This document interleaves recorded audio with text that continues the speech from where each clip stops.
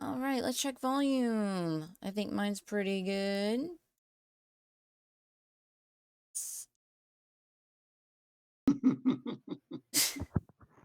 I don't know what we're doing. No, just making sure, like, because each of you to me in here is like a different level. So I have to. And here is like a different level. Who's got echo? Whoa, hang on. Whoa. Who's got echo? There's a huge echo. It sounds like your microphone is the one that's lit up on my side, so I'm not sure. I'm seeing you, Scott. I'm seeing you, Scott. What? There's like a.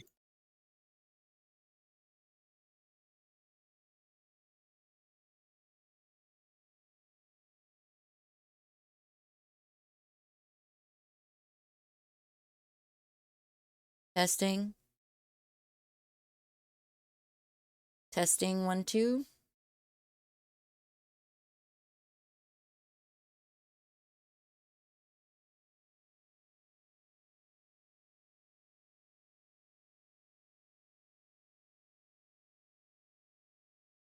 Oh boy.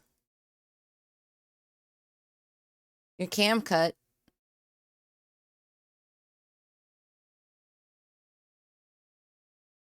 You may need to like close your browser and relaunch, unfortunately.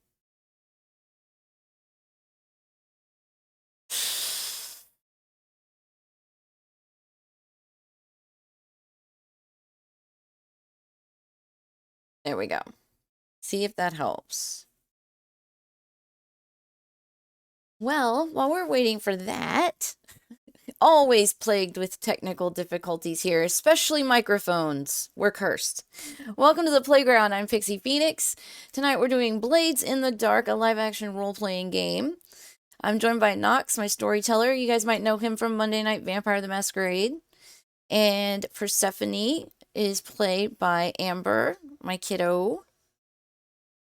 And we're waiting for Scott to relaunch and see if we can't fix this microphone situation. I wonder if he has like some earbuds or something. Oh.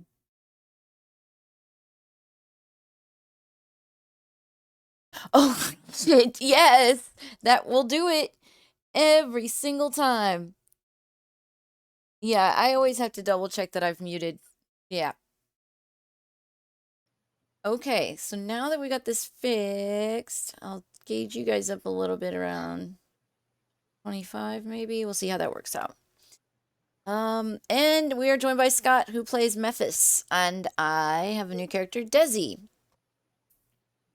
So, a little check-in. How's everybody been doing this week? Busy. The new house will do that to ya. True story. Tired. I know. The teenage years. She hibernates like a bear. Nice. Well. Let's see. Looks like I've got everything set up okay. All right, guys. Well, I know, Nox, you wanted to mention again about having new players. I did want to mention, I talked with somebody earlier this week about filling in. We are looking for, on nights like tonight where we're missing somebody, we might be doing that. There's discussions about running another night, which, or doing something during the day, which might be more viable because my wife is starting to wonder what I'm doing. So just hide it from her. That's always the answer. Yes, with giant screens and maps everywhere. But yes, we I don't know exactly what we're going to be doing. We are going to have some spaces open. Things are coming up. We would have actually had a space tonight open, but it was such a last minute decision that we ended up not having space. So, but yes, please. I'm in the TTRPG channel on Pix's server. You can always reach in there, and if we get enough people, enough interest, we'll start of something new. Yep. So, if you are on PC, you should be able to just scroll down below the video and see all the little banners. I have a Discord button there. If you're on mobile, you can go to the About Me section, scroll down, the banners should load there. And I'd love to have all you guys on Discord. We're building a great community over there. So, I think we'll get into game. So, welcome everybody to our Thursday night Blades in the Dark session. So, we'll get right into it. So, last week, if you were not here for the start where we built the crew, built the characters, and everything like that, we had time for one score. It was a small one where a friend of Desi's, a particular psychonaut, informed her that while he was out indulging in his vice, he happened to see a man with a peculiar book who got mugged. The cult, deciding that they took an interest in this book, tracked the muggers down and persuaded them rather Manner of forcefully speaking, yeah. to return the book to its quote-unquote rightful owners. Tonight is like almost any other night in Duskwall. The streets are dark, lit only by the ectoplasmic lamps that are few and far between, particularly in a poor neighborhood like Char Hollow. The smell on the wind is thick. The Leviathan hunters have slowly started to drift in, and as they slice up their catches at the docks, the whole of the town gets a faintly disturbing whiff of what exactly is in these giant demons. So, tonight, nestled in their grotto underneath of Servant's Bridge. Oh, excuse me. Underneath the bridge from Black Whisper Alley heading up towards Water Street.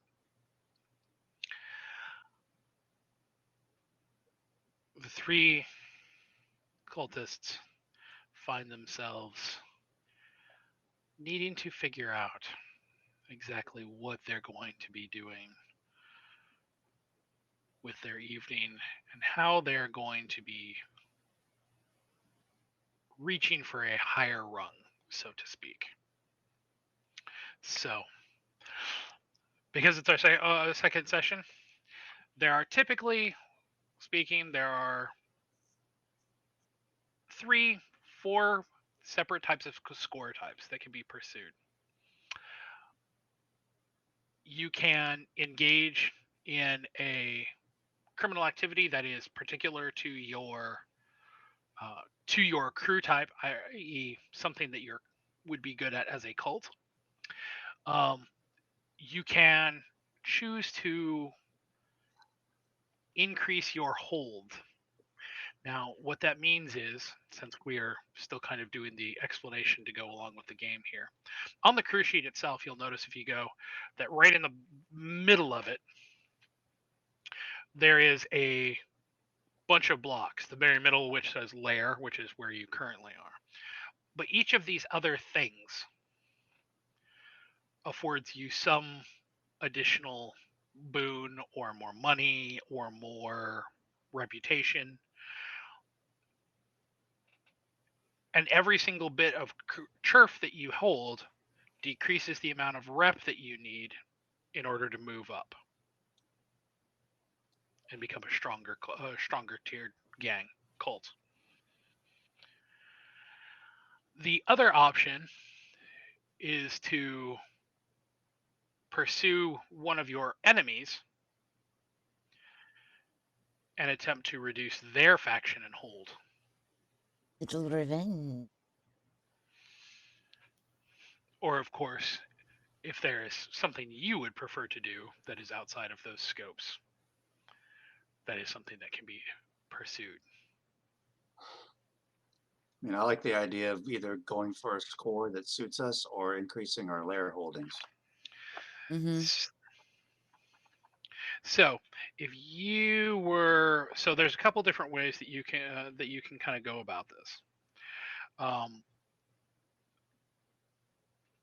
One is you head out and you investigate, and it's much like other tabletop games. You head out, you look for opportunities, you make connections, you talk with people. Um,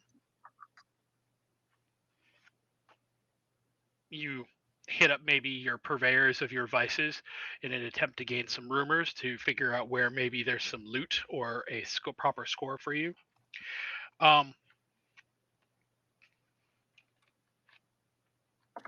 Alternatively,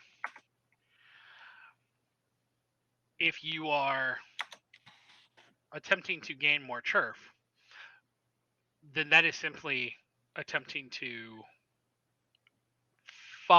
figure out, shall we say, what it is that you're looking for, and then you proceed to proceed with your plan to how you're going to take it.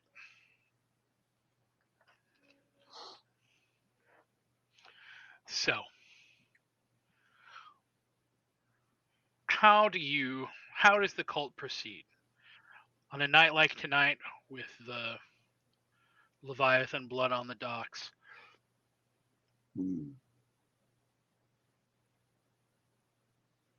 Everybody's attention is turned to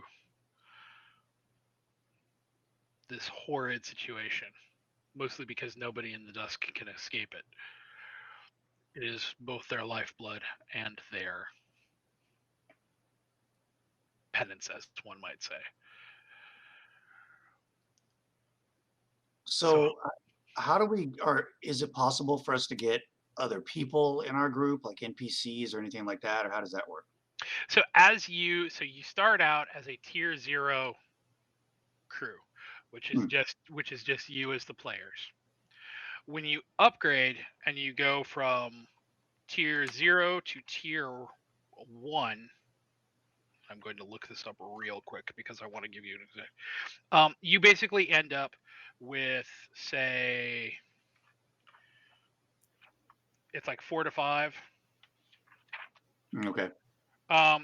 Tier 0 is a small 1 or 2 people, basically the crew that you have available to you right now. Tier 1 are considered small gangs, so groups of basically a max of, say, 6 people. Tier 2 gangs are 12, 3 are up to 20, 4 are 40, 5 are 80, and those are pretty limited numbers, I think. Particularly when you consider some of the major gangs in the United States, kind of stepping outside of the game for a second. So I would go so far as to say that it's not so much the number of people as so much the amount of power that you're exerting. Right. Obviously, the more influence you have, the more people are either going to be afraid of you and want to take you down, or want to stand with you so they can get in on some of that. Right. Okay. But we don't have to basically go out of our way to recruit people. It just happens as we increase the size of or the tier of our gang. Correct. Okay.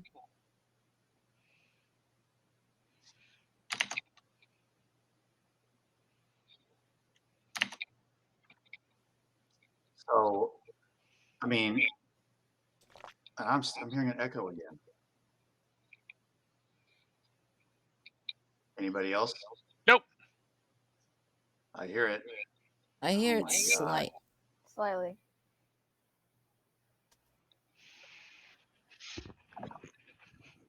Well, the volume on Twitch is off.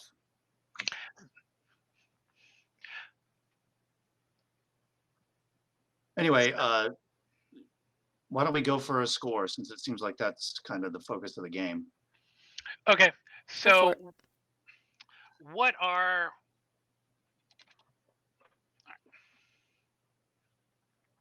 so while I am pulling this up,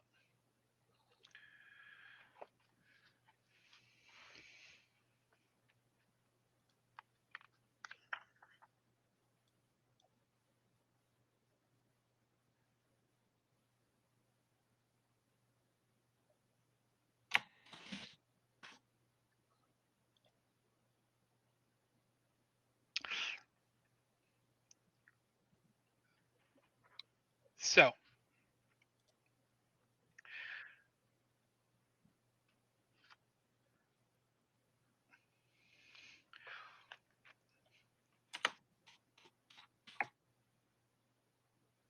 where if you were looking, and I will put this out to the group. If you were looking for information on a score, where would you head? What would be your first thought on where you would look for that information? How would you do it? Is there like a town drunkard? Now, Those usually kind of seem to wander around and kind of have an ear to the ground. Now, in Char Hollow, you have actually one of the oldest pubs in the city, Kellen's, which is, let us find it on the map.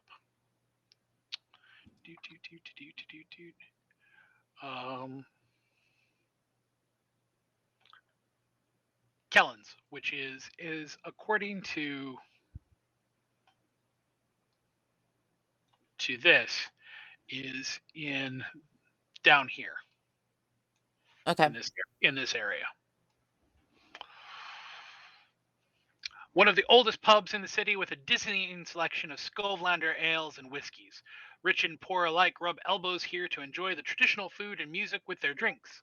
Though recently, the pub has become the target of masked anti-Skovlander bigots who vandalized the property and assaulted some of the patrons. It wasn't us. Right. So, you were asking if there was a drunkard to be found. If you were going to look for somebody of loose tongue due to their imbibement, Kellen's would probably be your closest and best option. Now, well, let's go. And if nothing else, we get a pint. That pint of right. fungal brew. Mm-hmm. So,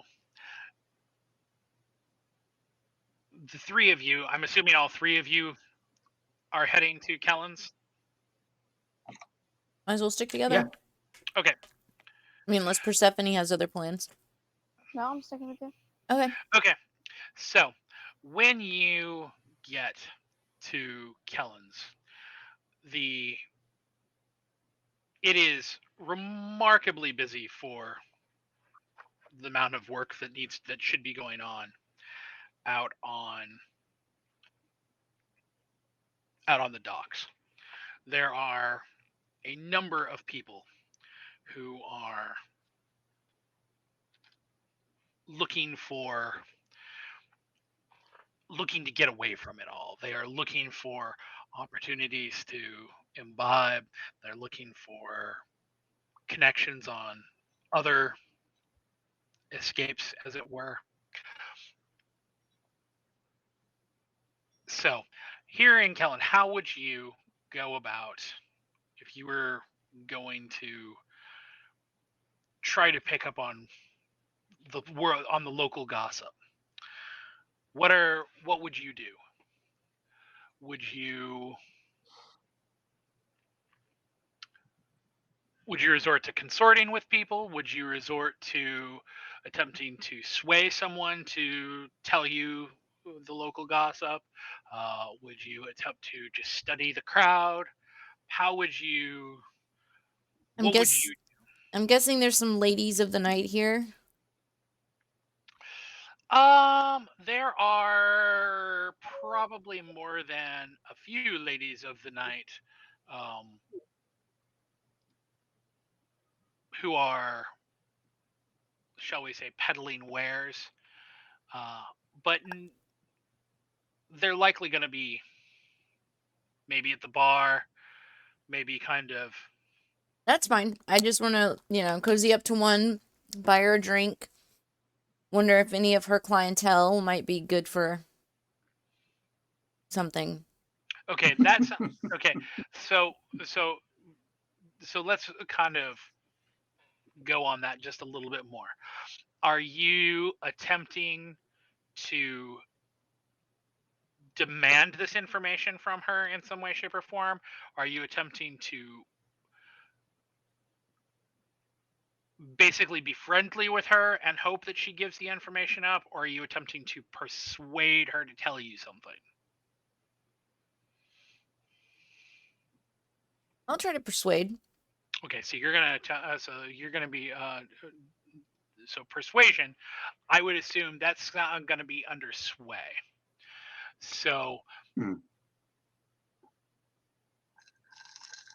so here are your options. Mm-hmm. You can roll 2 dice to attempt to persuade her, which is the amount of what you've got for your sway ability. If you want, you can push yourself for an additional 2, for an additional dice for 2 stress. Or you can take a devil's bargain. Now, I would also like to point out to the group, devil's bargains don't just have to be suggested by myself. If you want to throw in your own version of a devil's bargain for another player to take in an event like this, that can be discussed. That is totally in the game system. Okay, well, before I take my action, I'm just gonna chat with my crew. I'm imagining we're all gonna kind of spread out and do our own thing to get information. Yeah, I mean, I wouldn't worry too much about it if this one doesn't work. We'll try something else. To me, I don't think it's worth taking stress or doing extra just to see Yeah, if you I can get was some just gonna info out of her. like put So out a feeler kind if of you don't, thing, not we'll try something really. else. Yeah, because I'm trying to still figure out how to use my consort and weaving the web because it seems like I have a really good advantage on that when it comes to uh, getting information for scores. So I'm still trying to figure out how that works. Okay, so this would have been you gain +1 dice to consort when you gather information on a target for a score. So once you have a target, Okay. then you can start using So it's not net. really step one, it's like step 2 or 3. Yeah, so that's the point when you start. Once you kind of already know what you're going to be doing, that's when you go out of your way and are kind of like, okay, I'm going to Nice. tap into my network and start doing research on exactly how we're going to execute this. Yeah. Well, I think in this case, it needs to definitely be our most persuasive person, which I assume is Desi. Is that right? I'm going to look. I'm pretty sure. Persephone, do you have anything in sway? Play. Let me see.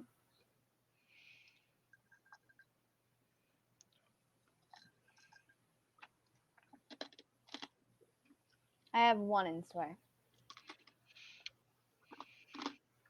So Don't yeah, you have 2, Desi? I think Yeah. so. yes, Desi Yeah, does sure. indeed have 2. Okay, yeah, I'll Yeah. just do a regular So might as well roll. give it a shot. Just kind of start out easy. It's a 2d6. So you can, if you click on it. Let me just double check this.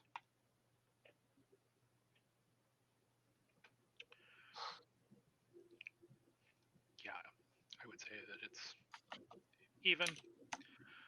Yeah, you're fine. No bonus die. Okay, so Oh. to instruct your when you do that, you'll notice that if you mouse over it, sway, it actually will highlight. Mhm. If you click on that, just shits and giggles here, you'll notice it pops up on the middle of the screen. It says input value. Oh, At which point then I would tell you what the input value is and the effect, if you get any bonus die, and then it goes. oh, that's so cool. No, I was clicking Okay. around and nothing came up for me, so Okay, so on your page, so you see where it says insight, prowess, and resolve. oh, you're talking about in the character sheet. Yeah. Okay, I didn't have that open yet. You Yeah. just said click on sway, and there was the word sway in chat, and I'm like, "Ugh." I got you now. I got you. So, yeah, so if you click on sway, Yep, got it. and then you see the box, I actually rolled for you, but you can actually roll so it's official for you. Okay. So that one, it's under risky. Yep. Standard. No. You're right. No, go back to sway, and he'll tell you. See the drop down. No, go to the drop. Don't submit. No. Cancel. Okay. Okay, Just so cancel. Cancel and start over. okay, so hit sway. Right. Okay, your position's going to be risky. That's just the default. Yep. Okay, the effect is standard. Yep. No bonus, and you don't have any bonus die. That's exactly So what this I is was a risky doing. thing. Yeah, that's just the default. So you rolled a 3 and a 6, so you succeed. So you Nice. Nice. you set down a bottle of fungal ale between the two of you and slip an arm around her, and as you take light sips of this delicate yet, shall we say, effervescent even fungus ale,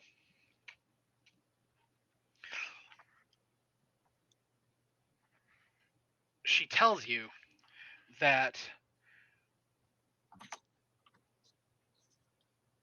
one of the ships at the dock, the reason why all of these people are not out there working, why they're all away from the docks right now, and why they're so eager to stay away, is apparently one of the Leviathans that was caught held some sort of piece of a relic, some sort of metal in its belly that is thrumming with mystical energy. Ooh.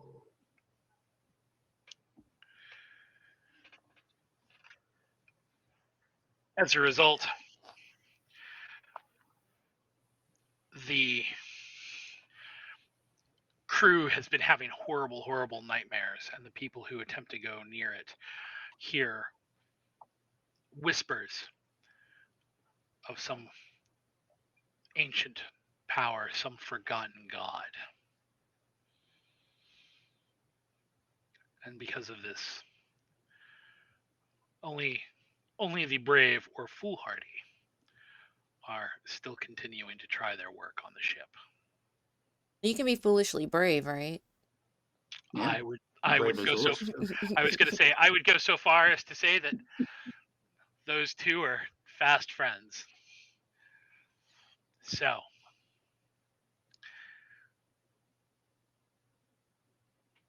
the question is, are you going to attempt to procure this artifact, or not knowing if it is an artifact of your god or if it would be something that would please your god, are you going to attempt to go destroy it, or are you going to go do something else?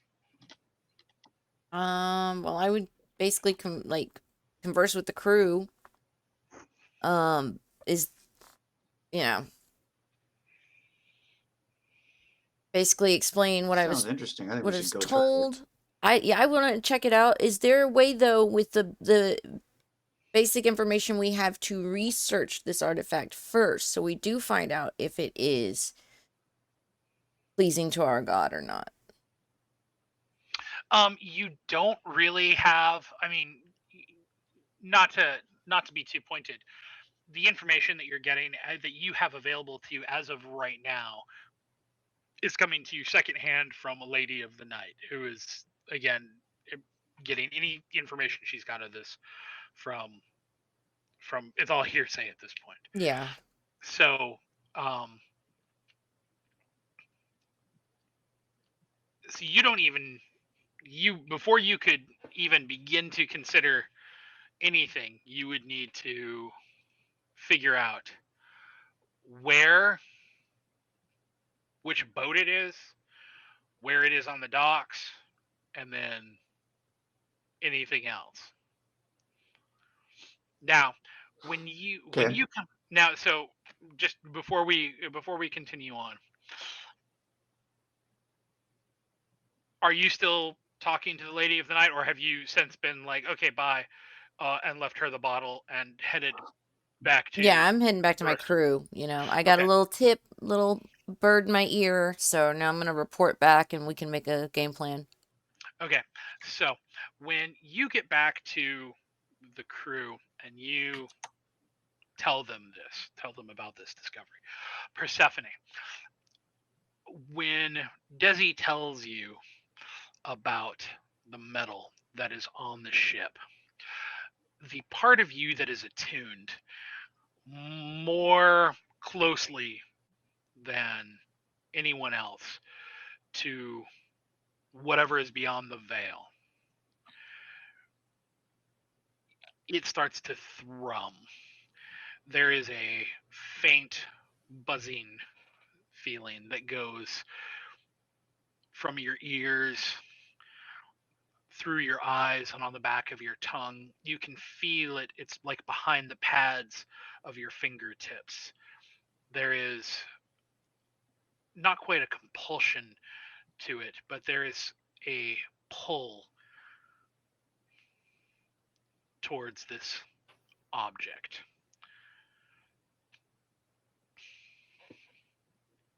I'm gonna tell the group. So, the next step here.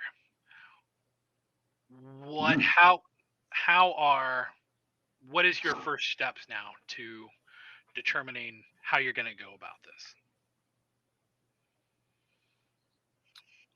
Well, I have a contact in the Blue Coats. Is there any way I can try to get a hold of him and get some info on this? Uh, you have, Jaren?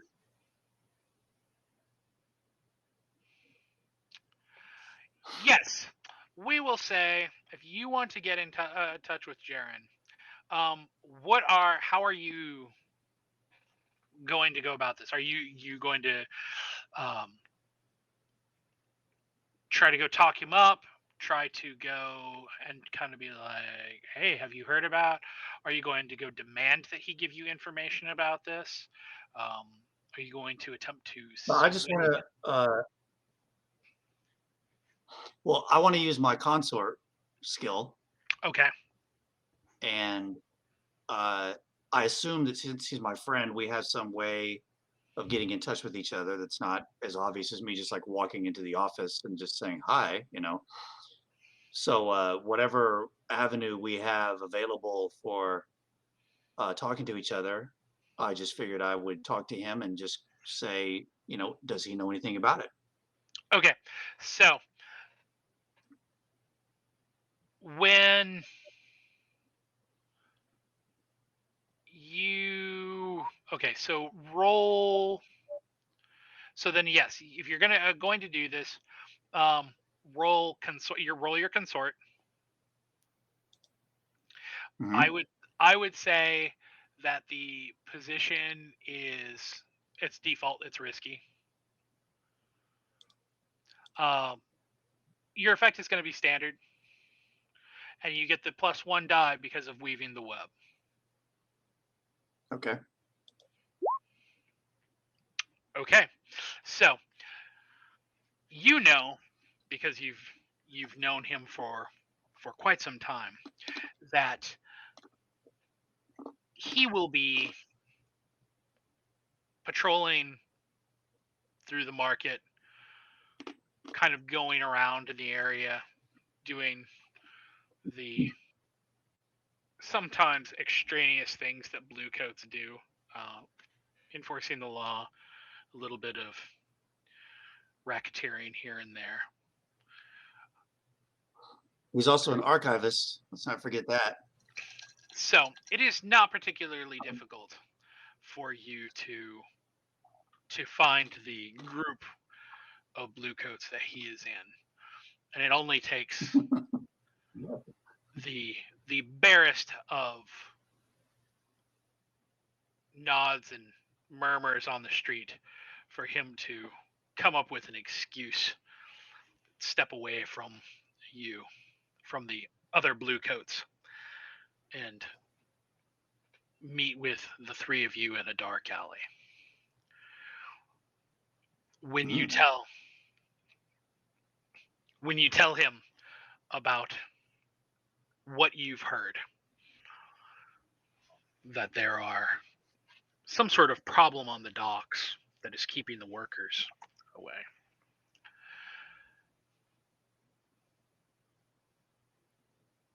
He does indeed attest and say yes. He's one of the first ships in. Not a very big one. It is a bit of a modified tug that got too big for its britches, and now they've welded other things onto it. It's god awful piece of work, but he goes, called the Bearded Lady. That is docking to the north.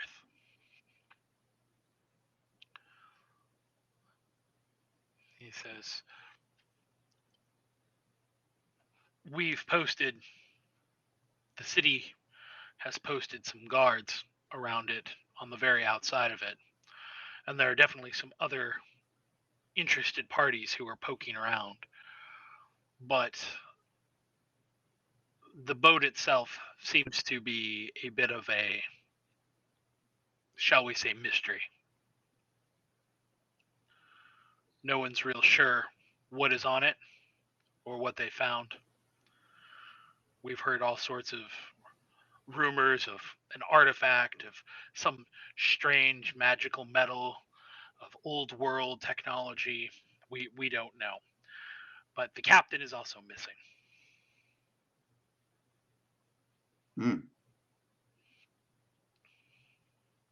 Okay.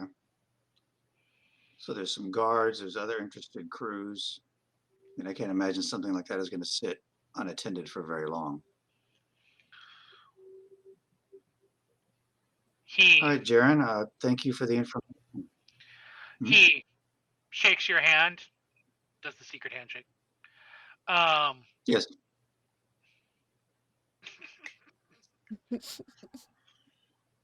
And departs back to his fellow group of bluecoats who are engaged in what looks like it might be some assault. You probably don't want to stick around. No, we need to head north. So this happened with all three of us, right? So they also heard what he had to say. Correct. Okay. Cool. I guess we need to get our gear and head north, huh? So you have a couple additional options here. Okay.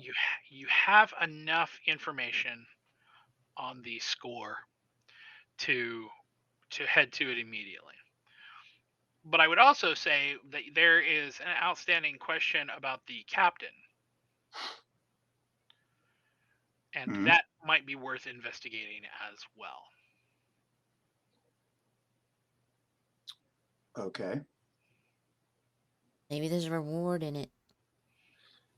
I'm not exactly sure how to get more information about the captain. Does anybody have a contact that might help us get some info?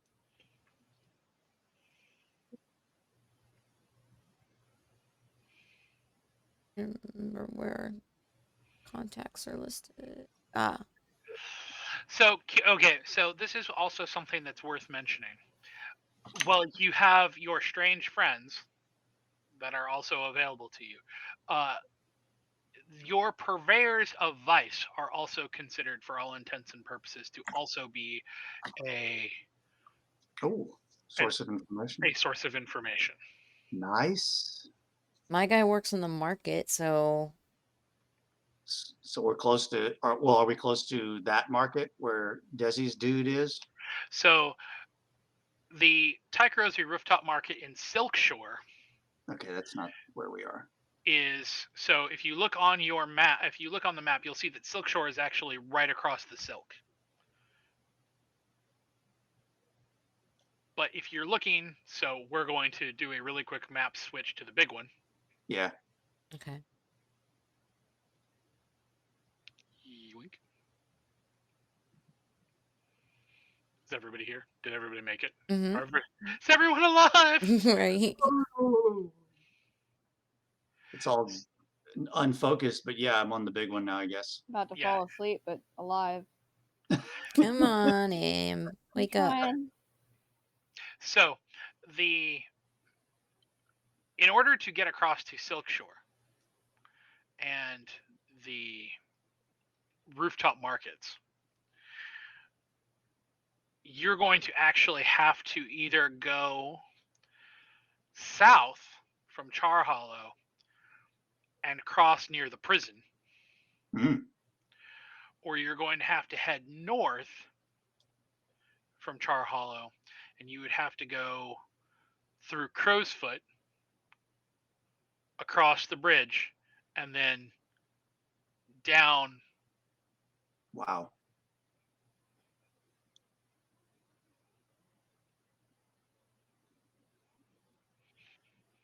So let me pull up to give you a better example of exactly where on Silk Shore.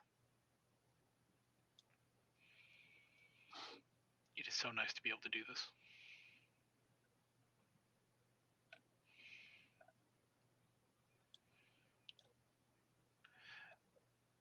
So the rooftop markets.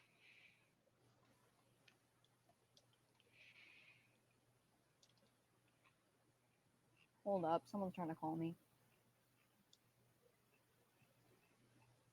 Okay, sorry about that. Okay. One of my friends is trying to call me on Discord. Yeah, that's why I have to absolutely close Discord. It doesn't really matter if I close it on my Chromebook. It just still because calls still come through. So on the map here, you're looking, it's near the Rover camp, kind of over in that area. That is where the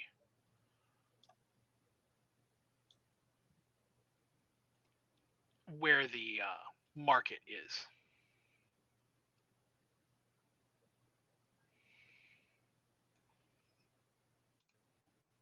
Trying to figure out. Oh my god! Okay. Stop calling me. I can't.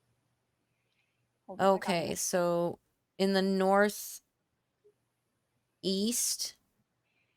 the Crow's Foot, that's where we're coming from.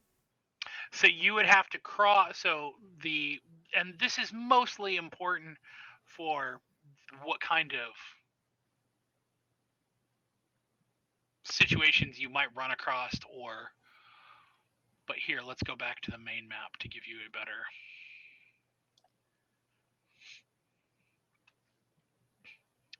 So you are approximately attempting to get into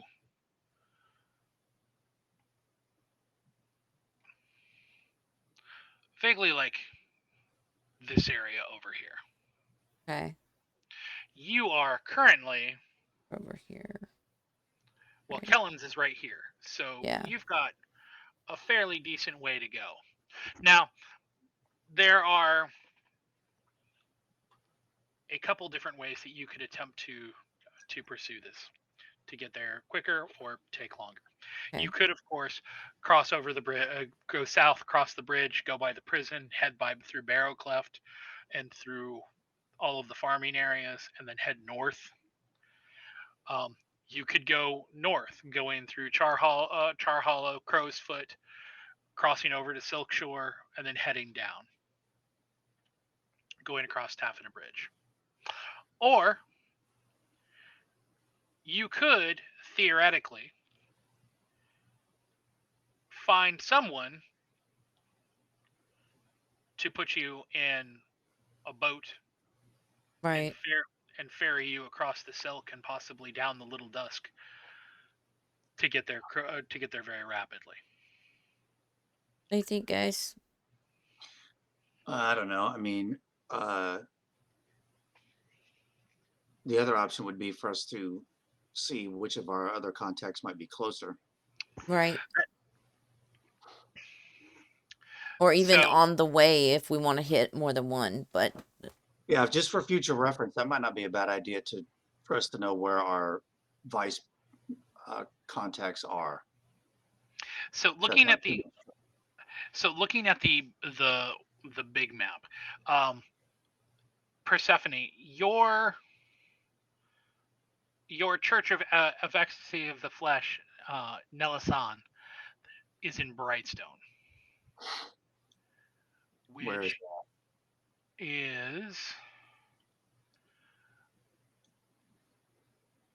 at the very top. oh wow. I'm not seeing it. Like on the peninsula up there? Let me get you an exact. Across the lagoon? Not across the lagoon, Oh, but Church of Ecstasy of Flesh. It appears to be.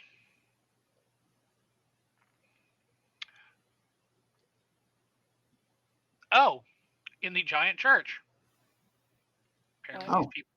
Apparently these people have got their shit together because they gave that giant building to the Church of Flesh. okay. So that's not on the way, and looks like it's even further. The Genitorchers play there on a regular basis. Nice. Worth mentioning, if you're looking at that, the docks are just on the next island, right on the next island over.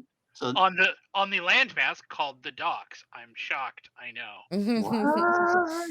Well, the other option is skipping our vices, going straight to the docks and just kind of scouring for clues. Yeah, my first thought, unless we do check our vice contacts, was did my guy say that the crew was still there at the boat? No, he didn't tell you. He didn't tell you that. Okay, I'm just trying to figure how we get any information on the captain. I would say, however, and that Desi would probably have that information from her talking with the Lady of the Night. Hookers. Just say hookers. There are no hookers in this world because there was no civil war in this world. So they're called something else. Now I've got that scene from The Nice Guys where the little girl goes, "There's hookers and stuff here." And he goes, "Don't say and stuff. Just say there are hookers." There's other things. So, well, it's one thing for us to know there's a captain of this boat missing. It's another thing for us to know where we would go to try to look for this guy. I mean, but it's fairly reasonable that captain, the docks. Yeah, I'm all for I actually was kind of curious about Persephone's contact just because I think it's occult or spiritual related or whatever. And it sounds like that's what we're kind of getting into. We can, head over there first and then pit stop. Yeah. I mean, we could just go there and then go to the docks, I guess. I mean, that is pretty far away, but.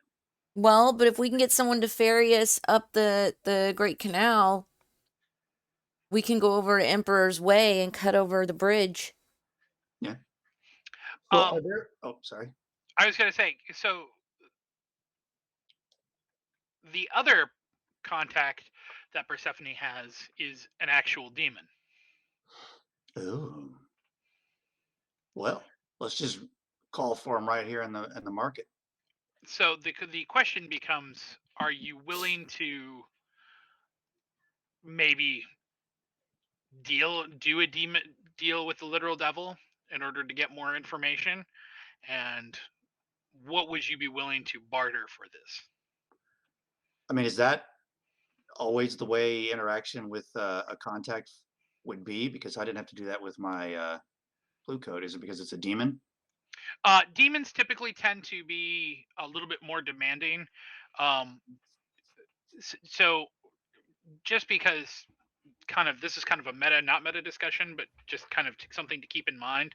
Whenever you're dealing with demons that are not either directly summoned by you or not directly under your control, you need to be extraordinarily wary, as most of them are borderline superhuman. I mean, aren't we kind of part demon?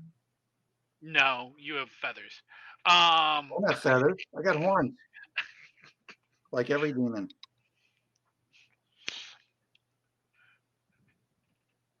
Did you get to hear what we were discussing, Persephone? Not quite. Okay. Sorry, I had to change. Had to get out of the dress because it was very uncomfortable.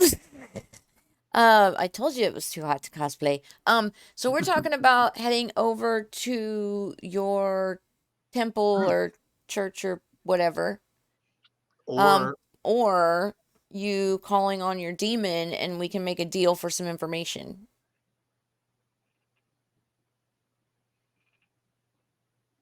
So I would ask you, with your knowledge, Persephone, what might this demon want in return?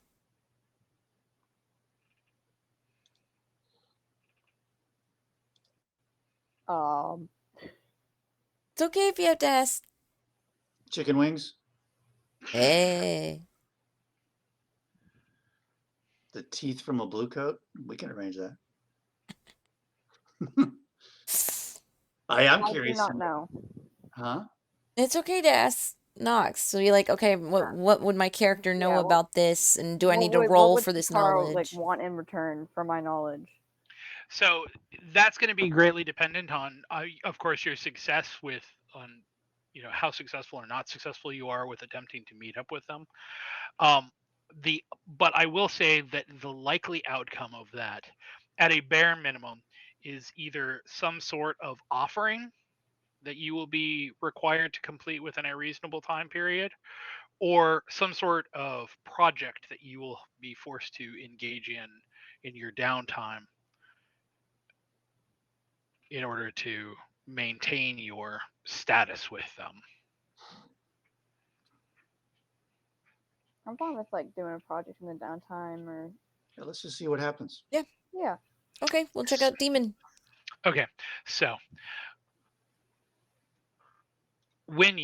let's get back to Char Hollow here. Let's find the most public place to do this. We just go back to our lair to do this, right? Mm-hmm. So retreating back to your grotto and taking advantage of your ritual sanctum. Mm. Persephone.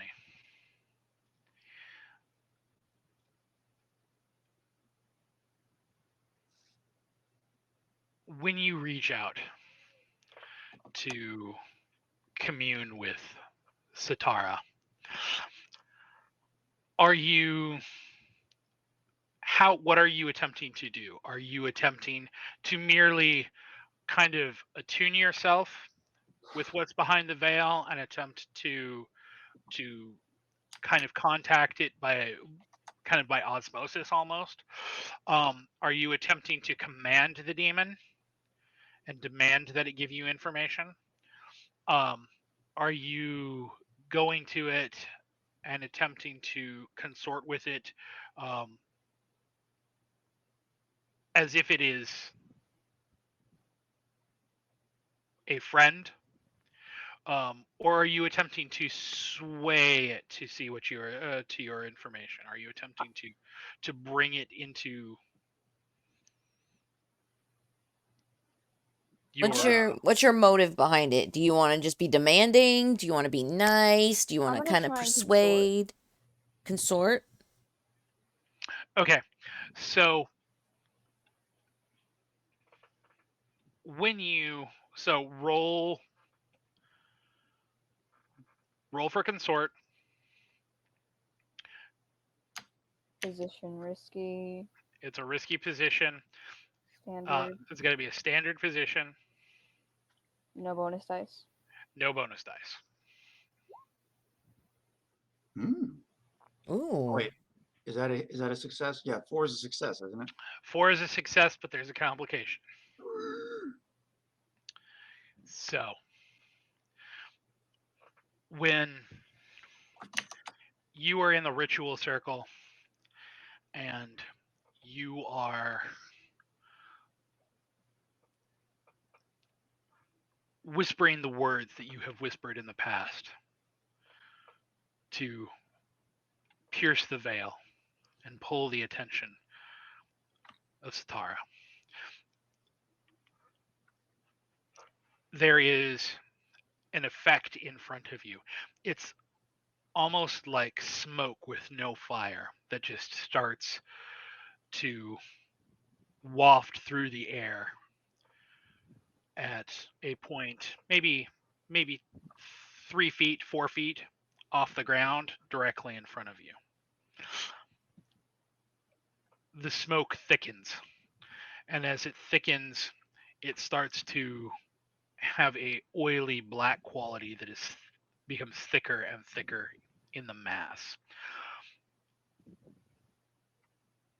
And it starts to look almost like what is in that smoke is faintly pushing through. You can almost see that it's like a film and something is pushing through on the other side, as if reality is slowly starting to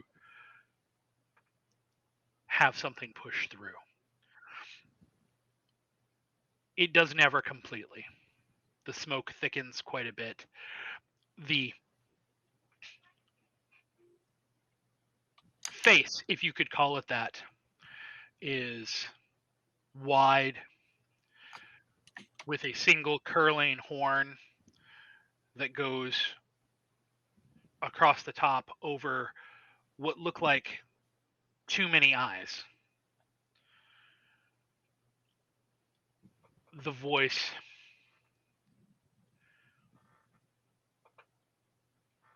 speaks in a tongue you've never heard before, but you understand, almost as if it is whispering directly to your brain. It tells you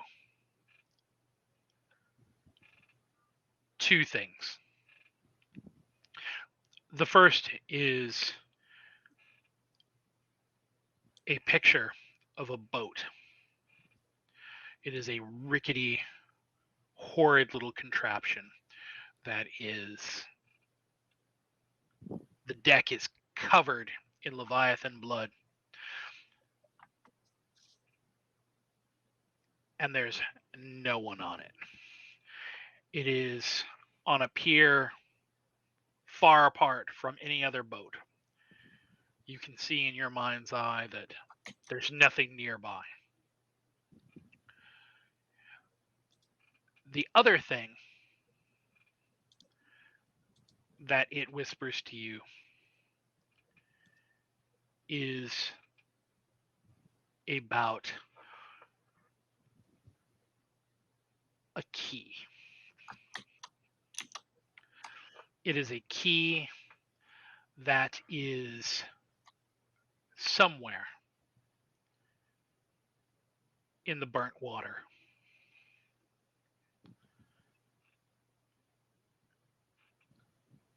And it wants you to discern where it is. So,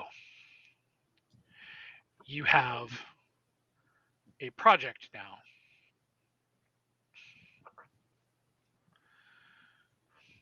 Which we will put at the top of the page here.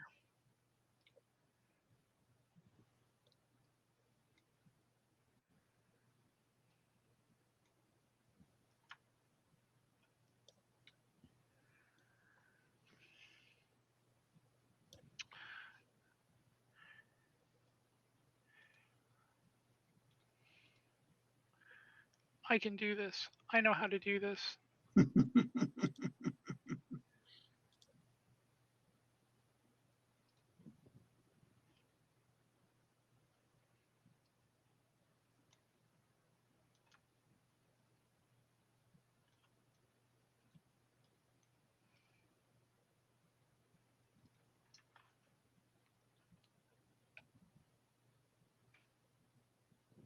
So completely off topic, but since we have a silent moment, Sure. I saw an alert on my Facebook today because I follow Steve Jackson Games, Hmm. and they're going to have one of their annual conventions that I guess travels here in Austin in April. Hmm. Which in a normal world I'd be like, awesome. But in the pandemonium world, Awesomer. No. I Got go the to wrong fucking answer. convention. Every one, almost, maybe the exception of 1 or 2 people, all of my friends in the last year, 8 months, that decided it would be okay to go to conventions and parties and concerts, they're testing positive one by one. Just, Hmm. and I get it. If you thought you were vaccinated would be fine, but I don't know. I'm like, I'm sad at the same time. Like I want to go, of course, but at the same time I'm like, God damn it, I don't want to die. Yeah. So now there's a note at the top of the map. Oh, okay, let me move my character sheet. Oh, that's 6. Okay. Let me Oh. scale this out a little bit. Yeah, it's gonna be kind of tiny for our viewers, but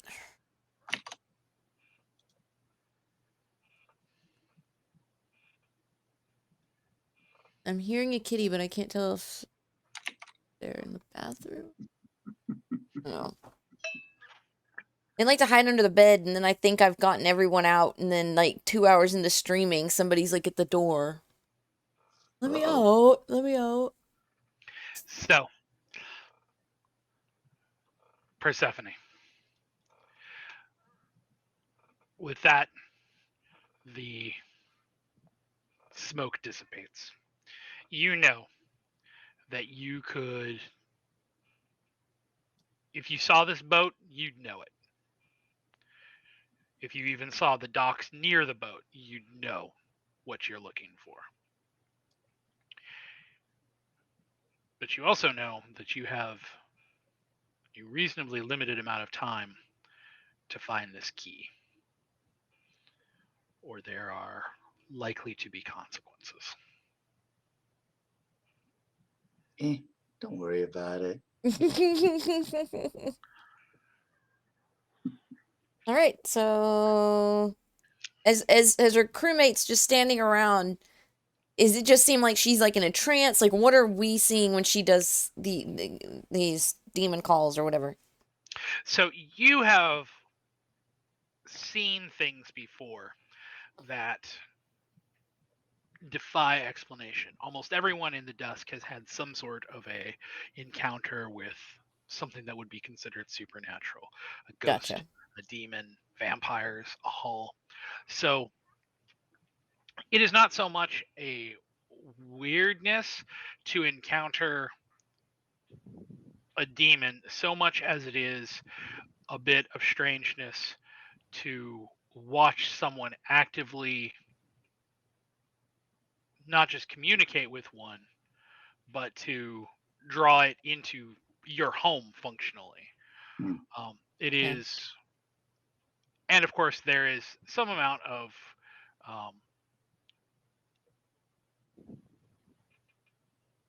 maybe disturbingness, maybe shock, maybe uncomfortable feelings about the fact that there is a demon now that knows where your lair is. Mm. Eh.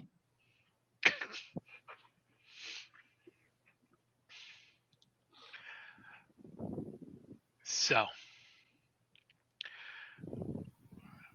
what is your next step? Well, Do you feel as if you have enough information to go on to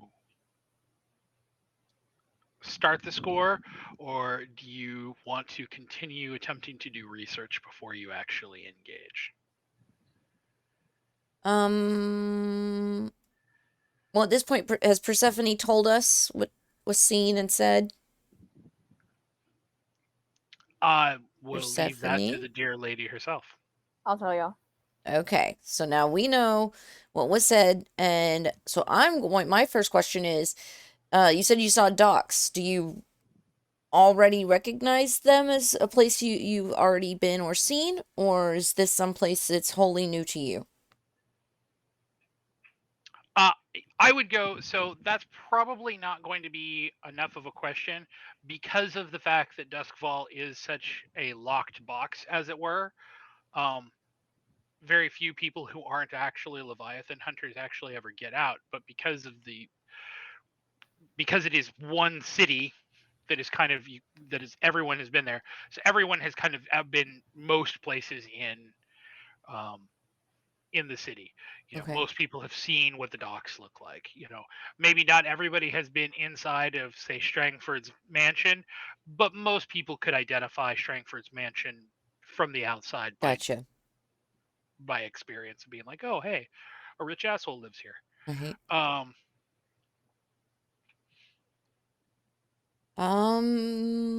I mean, we could always go check the docks, and if it's a dead end, we continue to look for more Yeah. clues. I mean, my contact said it was at the docks and that there were blue coats around, and now Persephone knows she would recognize the docks and or the boat if she saw it. So why don't we head to the docks? Yep. All right. So this is not actual engagement. You're just continuing to do research, correct? Yes. Yes. Okay. Well, I Well, mean, if we get there and we see the opportunity, could we not go ahead and do it? The reason why I'm asking is because right now you are already kind of at your lair. So the question there is what would, if you do an engagement, you know what? Fuck it. We'll just go with it. We'll say that you would have been smart enough to actually go ahead with it, which is theoretically true. You guys have done this before, right? Right? Yeah. Hell yeah. All the time. pros. Hey. Pros. Yeah. Totally used to robbing shit. Yeah. So the trip across Duskfall is mostly on the banks. The further north that you go, heading towards the docks, the worse the smell is. Down in Char Hollow, headed towards Iron Hook Prison, the air, it is an awful oily smell. As you get closer, as you're heading up the river, crossing over, heading up towards Brightstone, and finally as you cross into the docks, that smell is less of a smell and more an actual sensation. It is an oily feeling that is permeating your nostrils. It is in your throat and your lungs. It feels like you're never going to get this awfulness out. It is grimy and slick and gross. It's like having somebody else's snot in your mouth. I love that. Don't start bingo.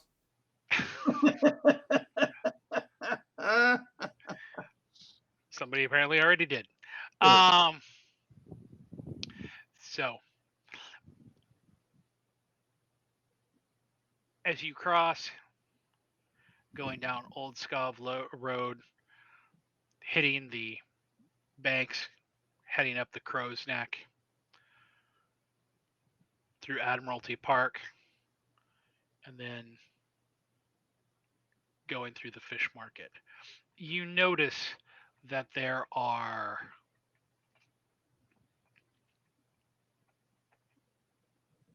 more people who are like you, scoundrels, lifetime criminals. It seems like there are fights that are breaking out constantly. There is an energy in the air of conflict. There are people here. There's something here that people want. Even if they can't figure out what they want, something is causing them to act erratically.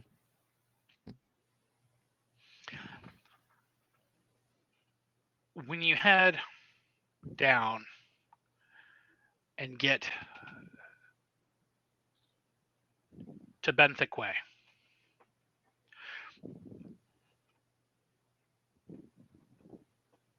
Persephone, you look out and you see it at the end of Templeton Quay.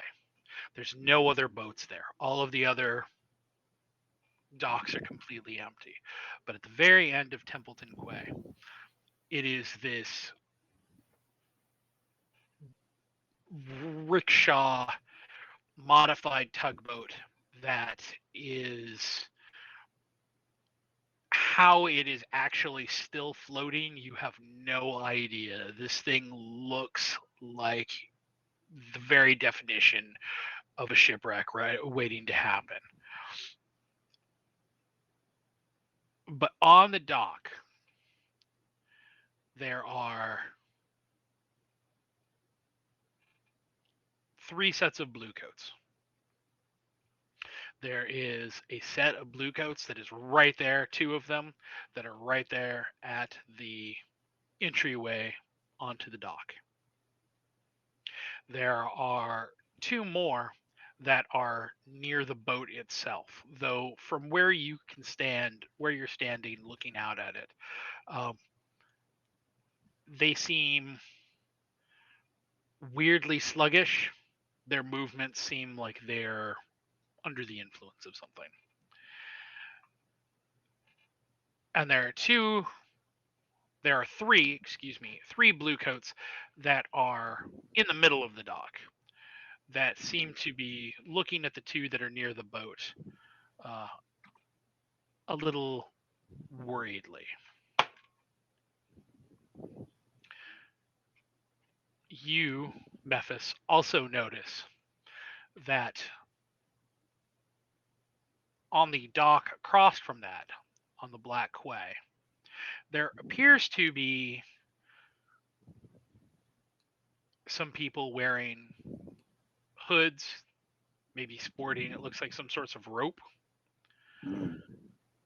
that are trying to get into a little dinghy. Mm-hmm. They trying to beat us to the loot. Yeah. Well, I will point this out. So,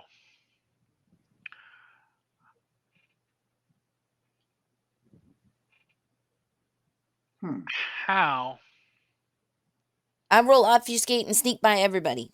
uh-huh. Uh-huh. That's the plan. How close are those people at the Black Quay to like departing?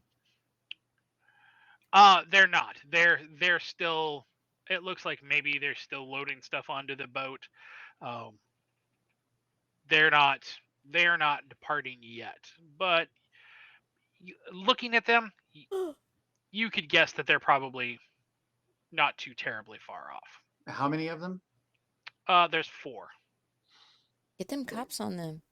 We could get the cops on them, or we could go waylay them and take their boat and In use it front of the for our own. cops. They're busy.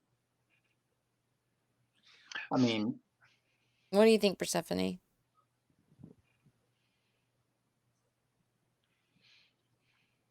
Kind of say we take the boat. So oh, What? So the question here is,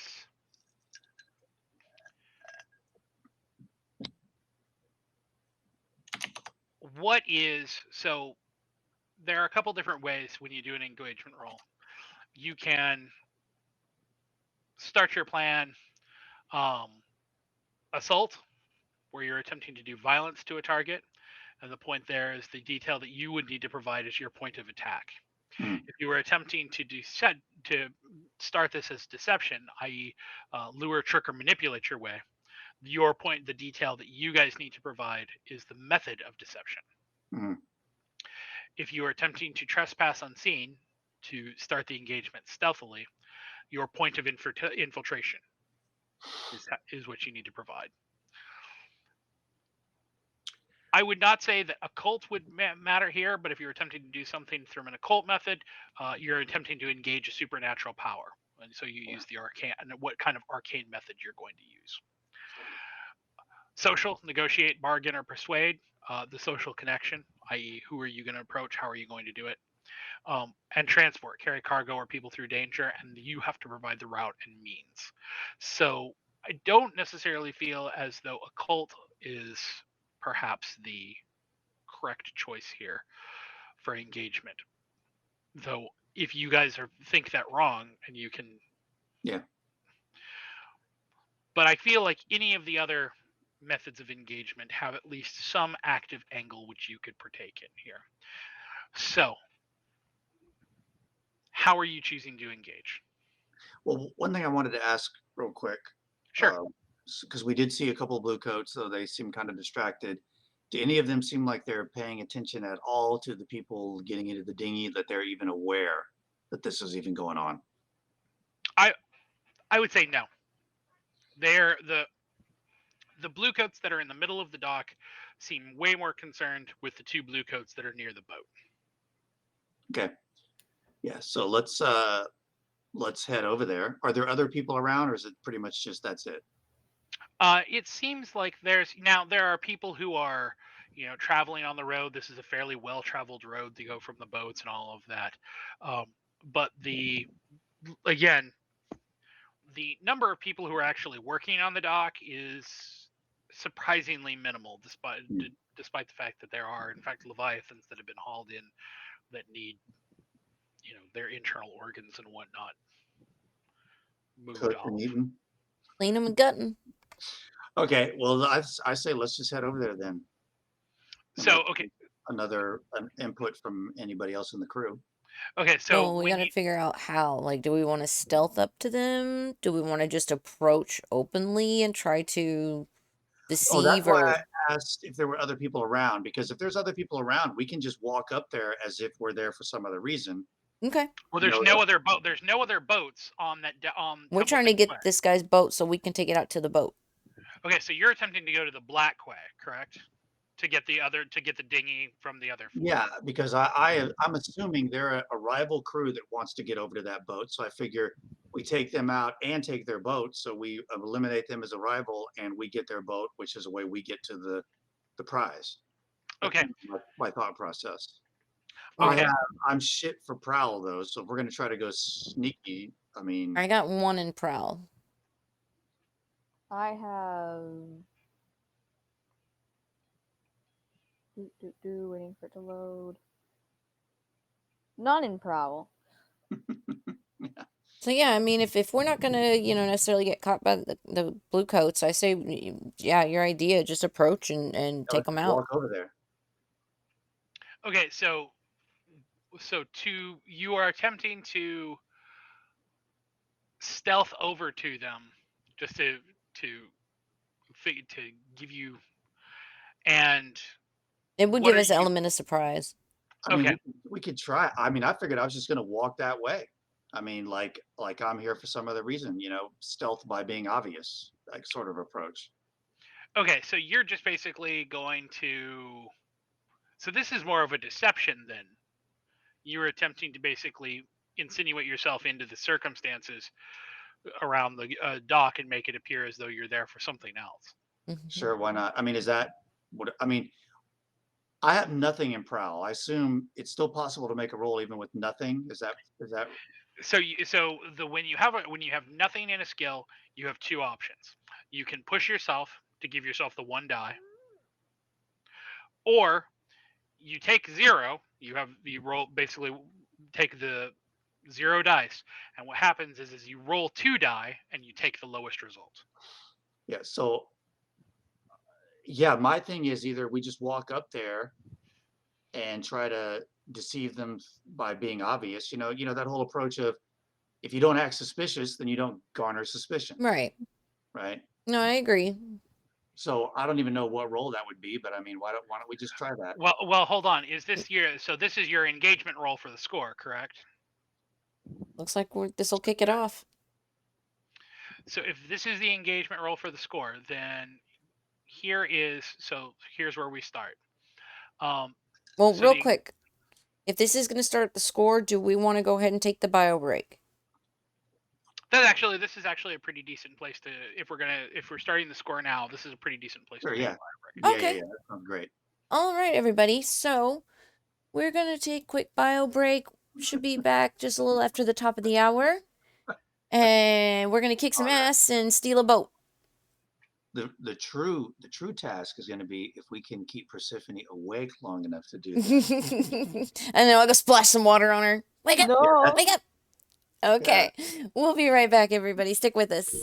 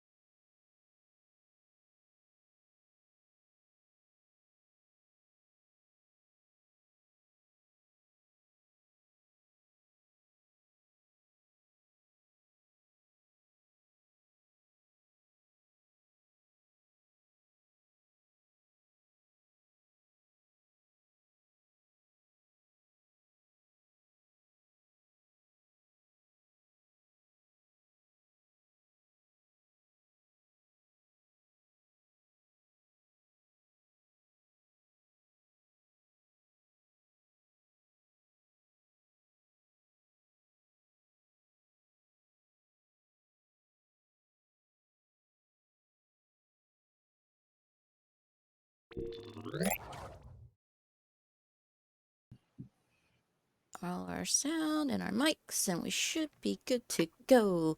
Thanks everybody for sticking with us through the break. We're back from the bio break, and we're just about to start this heist. So, or score, as it is. I just like the word heist. All right, so we are going to attempt to mosey up to some people about to take a boat, and we are going to try to take their boat. Okay, so the so before you start, the first question that we need to ask is what your loadout is going to be. Hmm? Are you going with a light load? Are you going with a normal Oh, load? Or are you running heavy? I figured I would have just done normal, yeah. Yeah. and we had to go across town and try to be Okay. prepared, but not too suspicious looking. So if you're attempting to be less conspicuous, then you're looking for a light load. If you're looking like you are looking for trouble, that's a normal load. I mean, I'm just trying to consider, like, I'm assuming if we walked around like at a 6, we would get probably unwanted attention, or heavy. Sorry. Yeah, if you're so okay, so here is a kind of a good way to think about it. If you're running at a 6, you're basically carrying around like a rocket launcher. Jesus. Like you look like you're ready for fucking war. Right. At a normal load, you probably look, maybe you're not actively brandishing like a tank destroying weapon, but you're probably in tactical gear and boots. Like you look like you're ready to do something. You're dressed for the job, so to speak. Where at a 1, maybe you're in like a trench coat, you know, you look maybe a little shady, but you don't stand out. So maybe light would have been Yeah. more appropriate Yeah. in this case. I think my mind was just gauging light as like the bare minimum and heavy is the maximum, but like normal to me would be like the trench coat, maybe have a few things hidden underneath, but I get what you're saying with shifting it down. Yeah. So yeah, light would be where I would be at. Okay. So Desi, you're going to be at a light. Memphis, you also said you're running light. Hmm. Persephone, how are you running? Light. Okay, you're also going to run light. All right. So, with that said, time for the engagement roll. Now, your plan of attack here, or you are basically attempting to move onto the Black Quay and stealthily intercept or gain some sort of advantage on these men to get them to procure their boat, either by hook or by crook, so to speak. Mm-hmm. Correct? Mm-hmm. Okay, so that to me, because you are not attempting to be stealthy, because you are kind of attempting to act as if you were supposed to be there until you're not, Yeah. that's deception. So you already start with 1 dice for the base roll.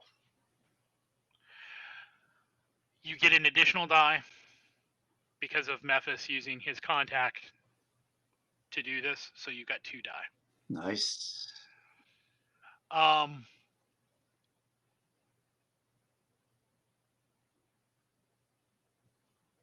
You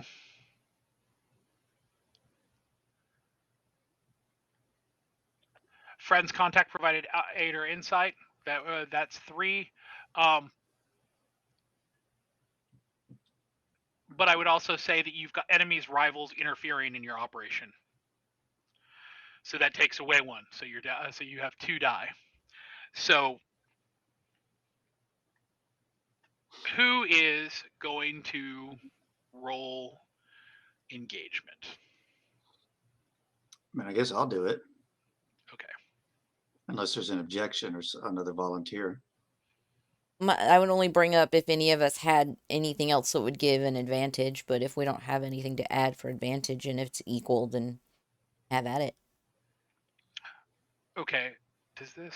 1 second. I think this actually you already have. There's already a giant button here because there's a roll engagement. Number of dice 2. Submit. Okay. Yes, there is already actually a giant button for engagement. No, we're taking your roll, buddy. Yep. Yep. So how do you do an engagement roll? So on the crew sheet. Oh, on the cruise sheet. Okay. Like literally right below, right above notes and clocks, there's a giant button under sacred sites that says roll engagement. Ah. Nice. Oh, well, Memphis rolled for you guys. So, everybody gets to practice. So we fail miserably. Okay, we all just trip on our trench coats and fall into the water. Or we probably just fail to keep them from noticing us or being suspicious of us or something like that. Okay, so for real now, let's do the actual engagement roll now that everybody is aware of where it is. So who is, Memphis, are you going to do the engagement roll? It really doesn't matter who does it, does it? No, it doesn't. Does anybody else want to do it just to give it a try for the mechanics? Stephanie, why don't you go for it? Okay. So the engagement? So if you go to the on the crew sheet, go back to where all the sheets are. Waiting for it to load. Character sheet. Roll engagement. and then for 2 die.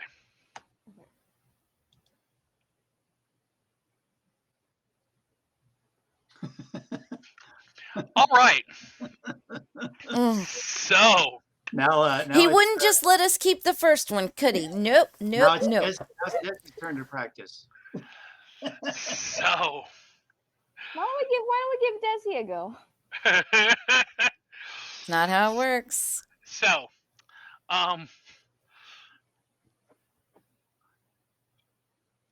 you guys get on the pier. You are walking up on them, attempting to look like you are supposed to be there. When you notice that the other people who are on the dock are all wearing some sort of uniform. They all have an insignia on their aprons. They've got an insignia on their shirts. And you realize that they are not just random workers, that they are actually part of a local business that's unloading some of their product. Oh.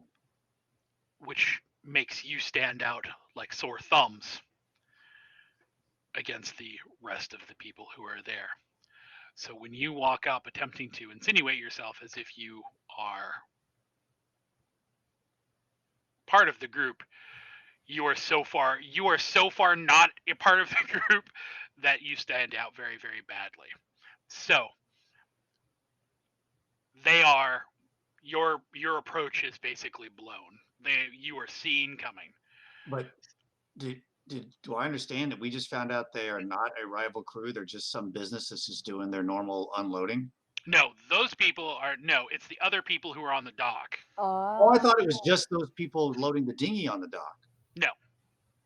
Yeah, I misunderstood that too. Yeah, because earlier I asked if there were other people around, and you just said the blue coats, and we said we could get past them. Blue coats and the people. No, the blue coats are on Templeton dock. Those are the only things that are on Templeton. Black Quay is its own dock. Dude, okay, hang on, because I don't think we would have just gone for an all-out brawl in front of a bunch of witnesses. When I asked if there were other people around, that was kind of what I was getting at. So I think there maybe was a miscommunication there. I honestly, I thought the same thing. That was the way I heard the wording. I thought it was just a bunch of guys in robes loading a dinghy, and there was no one else around on Black Quay. No, I didn't. I don't believe I ever gave you the information, but made sure when you enter, like, we're just going to go out there and be a part of be a part of what's going on. I would have assumed you would have understood that there are other people out there working the docks. Nah, because I don't think we would try to go for like like I said, like a brawl in front of other witnesses. Shit. So now it comes down to a recovery. Can we be smooth enough to just kind of be like, oh no, we're just wandering around? Now, you have a couple options available to you. You're in a desperate position with this. So you've got so you can either forge ahead and attempt to make the best of a bad situation, or there are what is called flashbacks. You can so there's a stress cost to it. Okay.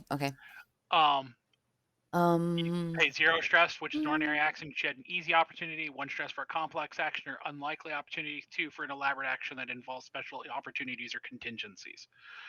So somebody could flash back and say, "No, we would have seen that. So we would have made as we walked up, we would have stolen." I think I can do one better. We would have. What do you got? Would it be possible to have a flashback to where I have met one of these robed people, maybe in a tavern or such, and curried favor, had a drink or two, so that I could approach this person with familiarity? Okay, so that would be.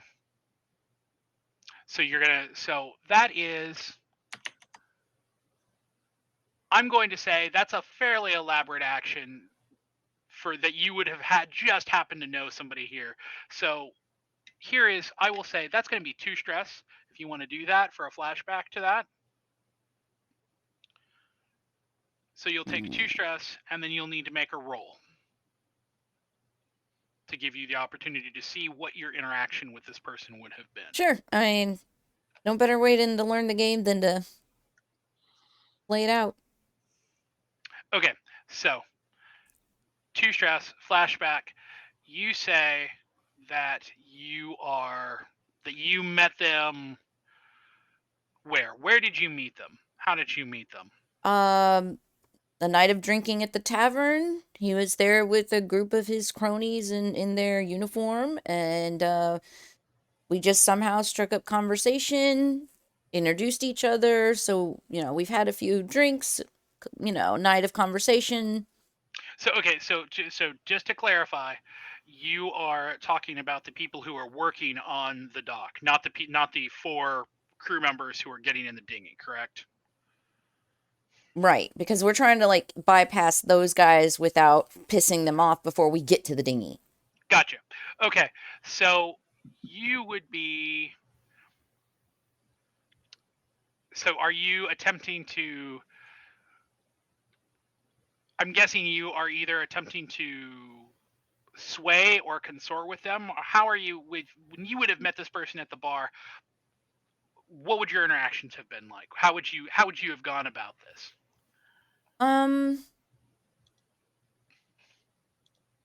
I would imagine they were there celebrating something, and I was curious and struck up a conversation with the gentleman and offered to buy him a pint, and from there we just talked through the night. Okay, so that sounds like you're consorting. You're basically I'm not trying to lead him any certain way. I just, had a natural curiosity about what was going on. Okay, so here's your issues, and here's a couple different ways to solve it. 1, you don't have any points in consort. Oh shit. So maybe I do have to sway this. Well, so here's how you can get around this. 1, you can take, I believe it is 2 points of stress to get 1 die, pushing yourself, so you get at least 1 die in consort. Alternatively, you can do so that will get you 1 die. You can also take what is called a devil's bargain to get an additional die. The 2 stress that are already there was... That's from the flashback. Okay, so you've already inserted it. Okay.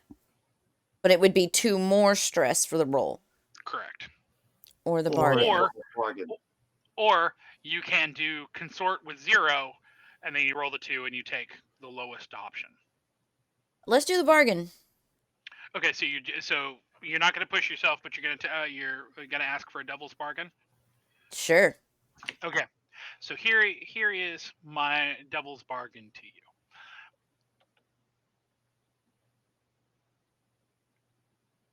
You have this opportunity. You met these people, but in your process of coming up Benthic Way and heading over to the Black Quay, the Bluecoats at the end of Templeton, closest to the road, already saw you. They didn't see you and be like, those are scoundrels, but they definitely took a notice of you. So they are already going to be, if you show up on the dock doing something unseemly, they will already be somewhat aware of who you are.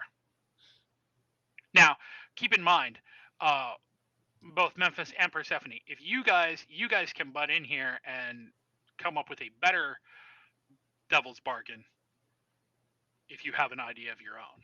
I'm really not even fully understanding how the devil's bargain works at this point, so I'm not sure how I could come up with a better one. Basically, it's a not get out of jail free, but essentially, if I'm hearing right, I don't even have to roll. It just means that what I asked happened, but this thing is also going to happen. Not my No? understanding. You do still have to roll. Okay. Yep. No, so a devil's bargain just gets you an additional die. Oh, okay. You're basically really pushing yourself, and you still could fail after all of this. I know. And I'm hearing more and more. I mean, if I hate to keep harping on it, but if I'd known the Black Quay dock was full of just regular people working, I would have. I know it would have changed everything. I know. Okay, if that's not what you would have done, then what would you have done? Let's back up on the engagement roll.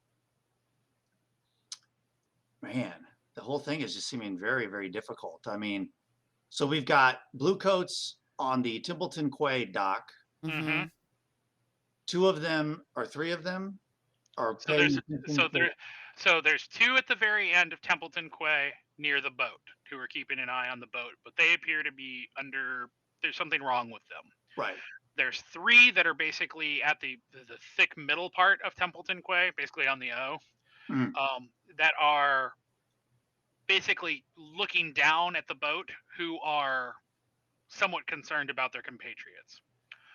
There are another 2 who are standing near the road on Benthic Way, who are facing towards the road, basically keeping guard. So yeah, let's just go home and say forget about it. You can do that. That is totally an option. You can absolutely. Okay. No, I don't want to do that. But then the Black Quay, where the people have the dinghy and are looking like they're getting ready to make their own play, on that dock are also just regular employee guys going about their business of unloading something. So use the cursors. So the dinghy with the 4 is about here. You guys seeing that? Mm-hmm. Okay. And midway. That's where that dock is, where you can see 4 of them that are getting ready to do something. This is the boat from which they are unloading to a wagon that is basically on Port Road, like approximately here. Okay. Man, I just don't see how we do this without. I was hoping to do some kind of a approach that didn't get everybody's freaking attention. But what's going on Fishgut Quay? On Fishgut Quay, just some fishermen. Do they have boats? They've got dinghies. Yeah. Yeah, but look how close it is. How many fishermen? Probably 3 or 4. We should at worst have to just intimidate them. Yeah, are they 3 or 4 guys all together, or there's 3 or 4 fishermen and a couple of dinghies, or what's the situation? No, so they're all close together, but they're small dinghies. We're not talking like large fishing boats. These are paddle out into the river and try to Right. catch something. Yeah, I say we go. The only issue is going to be if we go over to those guys and intimidate. Are there any dinghies over there that are unoccupied? You would have to go over there to see if there's anything that you would be able to access. I We mean, might as I think that's our best approach. But the thing we're gonna have to worry about is if we strong arm these fishermen and take a dinghy, they're gonna probably go straight over to the bluecoats and say what we just did. maybe we can bribe them. Oh yeah, see, that's why we keep Rent a it boat for around. them. That's why we Rent a keep boat it for them. around, Desi. I'm always thinking with my fist, but you're thinking with your brain. Rent a boat, and that way they still get a bit of coin, and we return the boat. Let's go. Let's do it. Gives us Use good the charm on reputation. 'em. Let's go. Okay, so what is the? So is this a? This sounds like it's a social Mm-hmm. engagement. So Yeah. you guys, so to clarify, you guys are attempting to go over there and insinuate yourself with the group and convince them to let you either buy or Rent or whatever. rent Mhm. or Use one of their boats. their boats. Use a dinghy. Yeah. Got it. Some kind of trade. Okay, so you got one for you've got one die for your base roll. You've got one die from Mephis's skill. One die for the friends contacts provide aid. Minus one die because enemies rivals interfering in the operation. So you're looking at 2 for your engagement roll. All right, Desi, you want to give it a try now? Sure. I had to pull the weird thing. Remind me where on the sheet it is again. So on the crew sheet, if Yeah. you go Like about midway down or something? Okay, I Yeah. see it. I see it. Yeah. All right. Good luck, everybody. Good luck. 2 die. Oh. Was it good? Well, so one is good. You guys walk up, and these guys are poor, and they look hungry. That does not look like it's been a particularly good day out on the river. So, what would you offer them? How would you phrase this? What would you offer? What would you say to them to attempt to? I have sway. 2 points, in fact. I think I should be the one to ask. You know, I see you gentlemen are hungry tonight. And I am in need of a small vessel for my friends and I for just a few hours. Could we bargain? One of the guys is like, well, Aldrich fell over, and he won't be needing his dinghy. Okay. So Thanks, Aldrich. Let's go. Which one is it? he says, so it's mine now. So you need to bring it back. Of course. He says, but he says, if you need it, he says, we're going to be here trying to cut up our catch if you want to take it out on the river. Much appreciated. So you have a very, very small, somewhat precarious looking little rowboat. That upon maybe further inspection, you see maybe a little bit of blood on it. Awesome. You're thinking maybe Aldrich didn't just fall over the side, but you know what? It's not your business. Mm-mm. I No, have a little taste. little out of game question.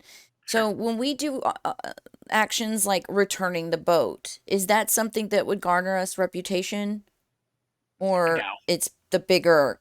No, actions. it's the whole of the score. Is how Okay, you're okay, gonna row. okay.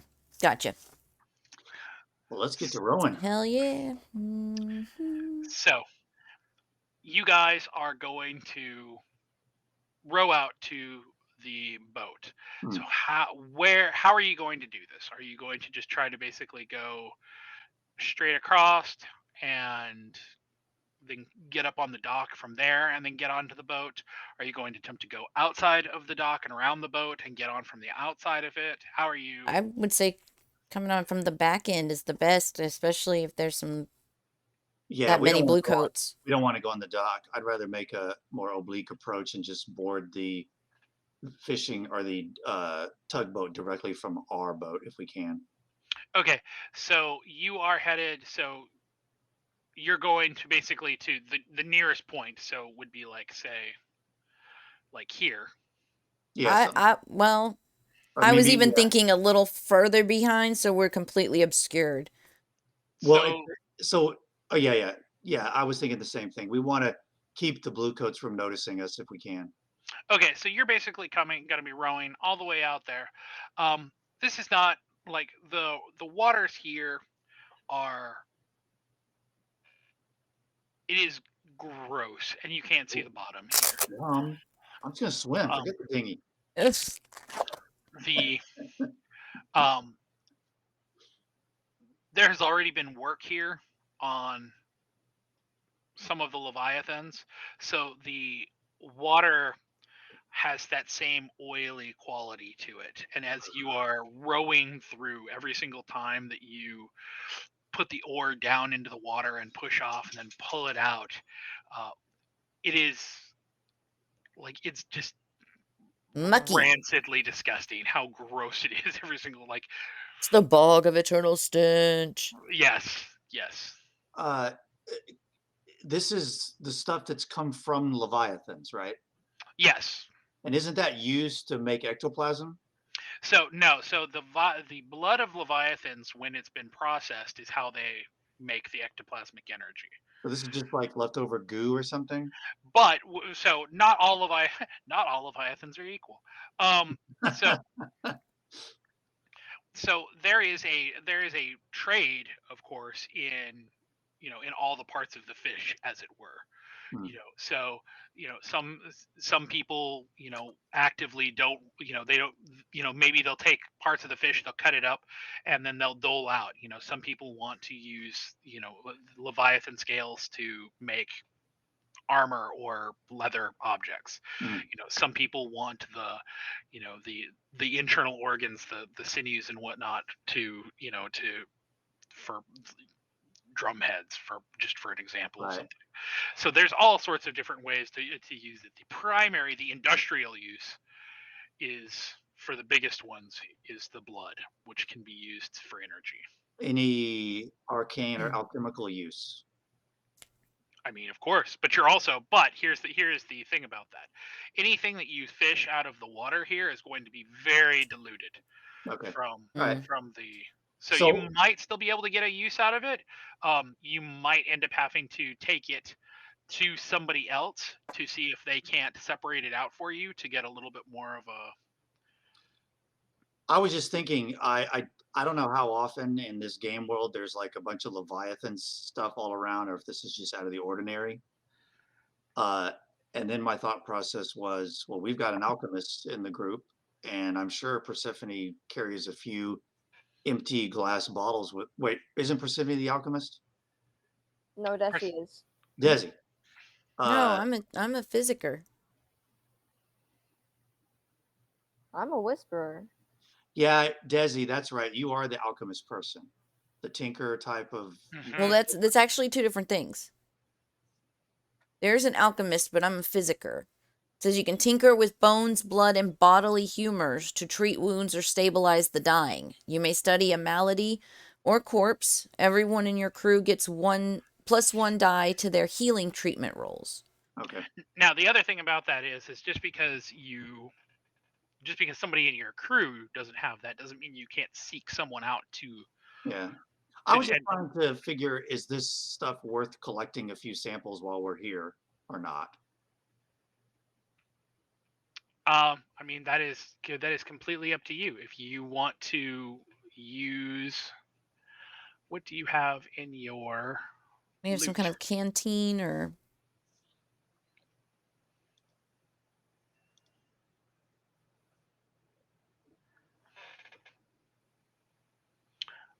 Arcane implements? No, no. I would say if you were the type to carry, um, Yeah, it'd probably be more of a Desi thing, and if Desi's not interested, I'm not going to worry about it. okay, Just was something that popped into my head while we were rowing over, but no biggie. okay. So you guys head out onto the boat. It is an easy row. Disgusting. It's gross. But it is not terribly difficult for the three of you to get over there to the boat and then climb on the deck. Persephone, once you are on the deck, the thrumming vibration that you feel in your behind your eyes, on the back of your tongue, on your pads of your fingers, um, it is almost painful. It is so powerful. Um, whatever it is that you are feeling is causing you some amount of distress. Mm. So you're on the boat. From where you are, you can hear the blue coats still the on the dock, but you are also in a position where you have lost sight of the dinghy on the other side, and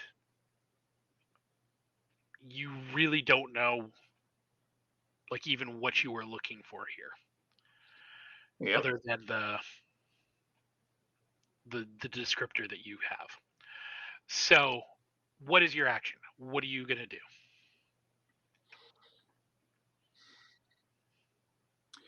Well, we need to search the boat and try to keep an eye out for the rival crew and keep an eye on the bluecoats. so do we split up or do we Scooby do this? Hmm. What do you think, Persephone? Hmm. You feel like checking out things for yourself or for us to do it as a crew? So we do it as a crew. I don't want to do any lone venturing just yet. Okay. Well, we just have to keep. I'm actually not too concerned about the bluecoats unless there's a huge ruckus, but we Yeah. know a rival crew is coming. Yeah.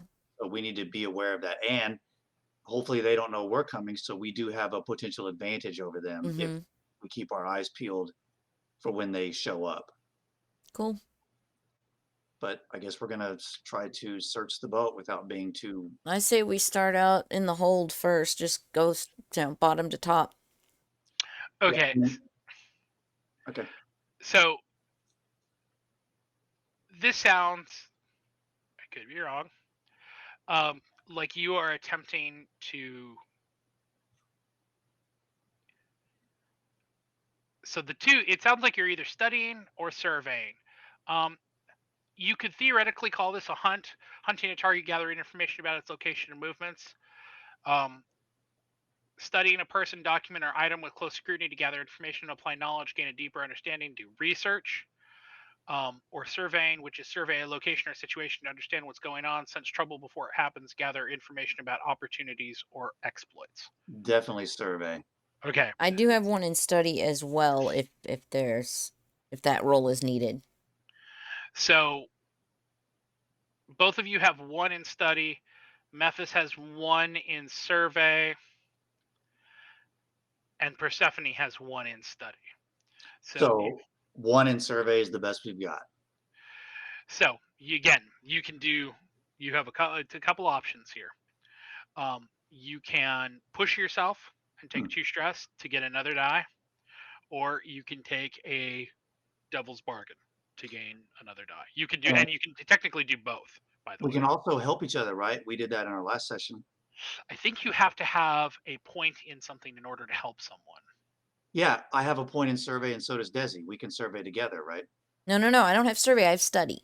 Oh, am I the only one that has survey? Right. Yep. He's saying you have 1 point, but the Oh, two of us shit. have a point each. Well, I mean, I don't want to try to metagame too much, but obviously study is our better option. But to me, this sounds more like a survey thing. Okay, so It- I'm looking at this. Somebody else can help you. They just have to take 1 stress. And apparently, it doesn't matter if they. All right. So, is somebody willing to take an additional stress in order to add a die?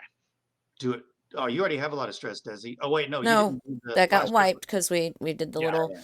So Okay, I'll offer one for Stephanie. I mean, do you want to offer? Can So more you can than only one? you can only do Yeah. one per. Okay. So now We're you've good. got 2 die. You've got 2 die. The other option here is you can push yourself. I'll push myself. I'll take 2 stress. Okay. So Then I can have 3 die. So now you're up to 3 die, and of course you can always take a devil's bargain. Eh. Bless you. Thank you. Alright. Sorry about that. So, survey says. So let's see. I do survey. What's the position? Risky or desperate or? So because of your great engagement roll, it's actually controlled. Oh, nice. Hmm. And the effect is extreme, right? Standard. He's always gonna try for it. Whoa, what the heck? You didn't add the die, the additional die. Oh, that's right. Yeah. I mean, a 5 is a 6. I guess I'll just do it. Just let's see. Risky, standard. No, it's controlled. It doesn't matter. We can. It'll just say control. We can just say controlled. Oh, so that. Well, I'm gonna redo. Okay, survey. Survey says controlled, standard, 1 bonus die, right? Or 2 bonus die. 2 bonus 2 to make bonus. 3. So still 5 is the best. So 5. Okay. Okay. So. He's like, why didn't you listen to me?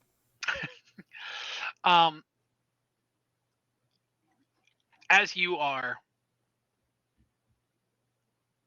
going across the decks, searching for whatever it is you're looking for, you notice a couple things. One, there's blood on the deck, both Leviathan blood as well as what appears to be human blood. Okay, hold on. Actual Leviathan blood. It is, yes, it is thick and awful smelling. Like it smells like toxic waste. Let me take some of that. Yeah, I was about to say, since it's like a pure sample, it says I can use blood. So if I've got some kind of container, water, Of course you do. something, I'm sure I've got something I can scoop up some of this, especially the Leviathan blood. Okay, so items. Lol. Italics, a useful item. So yes, if you would like to, doesn't count for load. So you want to have. Can I actually bump my? Can I specify a little more about my useful item? So sure. What is the description of your useful item? It would be like a you ever seen like an old barber's pouch where it's got slots for different things? And then it just folds over, you roll it up? So that sounds like fine tinkering tools. Oh, okay. That sounds like so this has to be an individual item. Okay. Okay, Yeah. then. Yeah, I would just have a couple of small vials in my pocket then. But I'm going to build something like that. So you could probably have something like that. It just wouldn't be a free item that doesn't affect your load. Okay. Right. So yeah, because that sounds like a bandolier of chemicals. Yeah. You can just say Ooh, okay. So small glass vials, and you are going to fill one of them. You're going to scoop some of this Leviathan blood off the deck. Mm-hmm.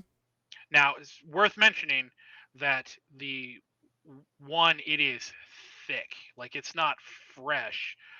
it has been on the deck for a little bit.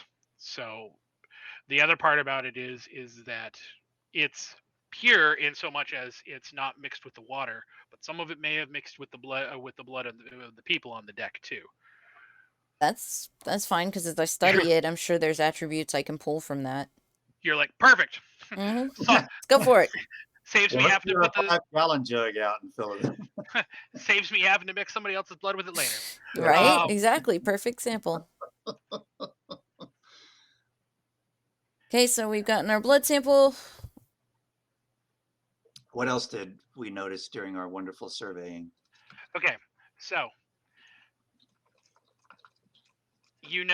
one, the deck is covered in blood, Leviathan and human blood. It is pretty obvious that there's been some sort of a skirmish, some sort of a fight here. 2, you notice that the dinghy that was at the Black Quay is rowing its way over towards Templeton Quay. But it looks like they're having some amount of difficulty with steering over. Okay. So it's taking them some time. 3. There is someone else here on the boat. You can hear them. Okay, so I've kind of got an idea. I'm wondering if we can screw over the other boat by somehow causing a disturbance in their direction that would get the blue coats on their tails. So throw an incendiary grenade at their dinghy? Or just even a rock on that side of the boat that would draw their eye line. Yeah. Just something to make some noise in that direction, and that'll get them over there, and hopefully we can have a little more time. Is there anything around that we could use to throw, or does it need to be an item one of us is carrying? That sounds like a you question to answer. What are you gonna throw? Well, I mean, like, if we're just trying to, something that would make a loud splash, or we should use, like, if one of us has like some kind of something that would cause an explosion. I don't think any of us would be carrying anything like that. Well, sure we would. I mean, I think the point of us having a load and not exactly specifying what it is leaves us the flexibility to say. Oh, okay. So you're saying like having a flint like in your pocket. Or yeah, or an incendiary grenade, or you're the chemical specialist, maybe you have something, or whatever, I don't know. So, okay, so here is, if you look, so if it's got one box on there, then that means it's one load. 2 boxes is 2 load, 3 is 3 load. So right. If you're, like carrying heavy armor, that's 3 load. But like I was looking down here, if you see there's demolition tools for 2 load, but that's just a sledgehammer, and that's like actual like working demolition. Oh, okay. So I'm looking at Memphis' stuff. I'm not seeing anything that's going to. So under an unusual weapon, could you not have a bottle of booze and tear a piece of your jacket off, make a fucking Molotov, toss that bitch? There's also arcane implements would have something in it too. I looked at arcane implements and I didn't see anything. It says a vial of ectoplasm designed to break and splatter on impact. I don't know if that would work. Or we just find some. I mean, is the boat? Surely there's something on the boat we could just throw that would cause a splash. Yeah, that's. I think we were just asking like, what's in our surroundings, what's in our environment, or are we just making that up too? Yeah, I was gonna say that's if this is again part of where you can come into it. Okay. What are you gonna grab that's on the deck to throw over the side? I mean, does it appear that there are any bottles of ale or anything flammable that they would have kept on the ship? There could be a small box. There could be a piece of wood. A small keg of gunpowder. there's definitely there would definitely be like packing boxes and stuff on there if you're just looking for something, that maybe they were using to put stuff in. If you're looking for just something that's going to make a splash, there's definitely that kind of stuff Yeah, available I there. say if Memphis is the biggest of us physically, it can haul some big box, just like toss it and duck. Yeah. Okay, so this again sounds like you are attempting to be, man. So part of me says like, so you're attempting to do this like throw shit Mm. and so you're kind of attempting to be destructive, which kind of leans towards wreck. I've Yeah. got one in wreck then. Oh, there you go.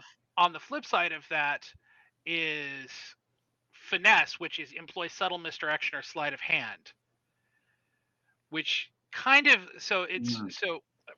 so it sounds to me like what you are attempting to do is basically use an object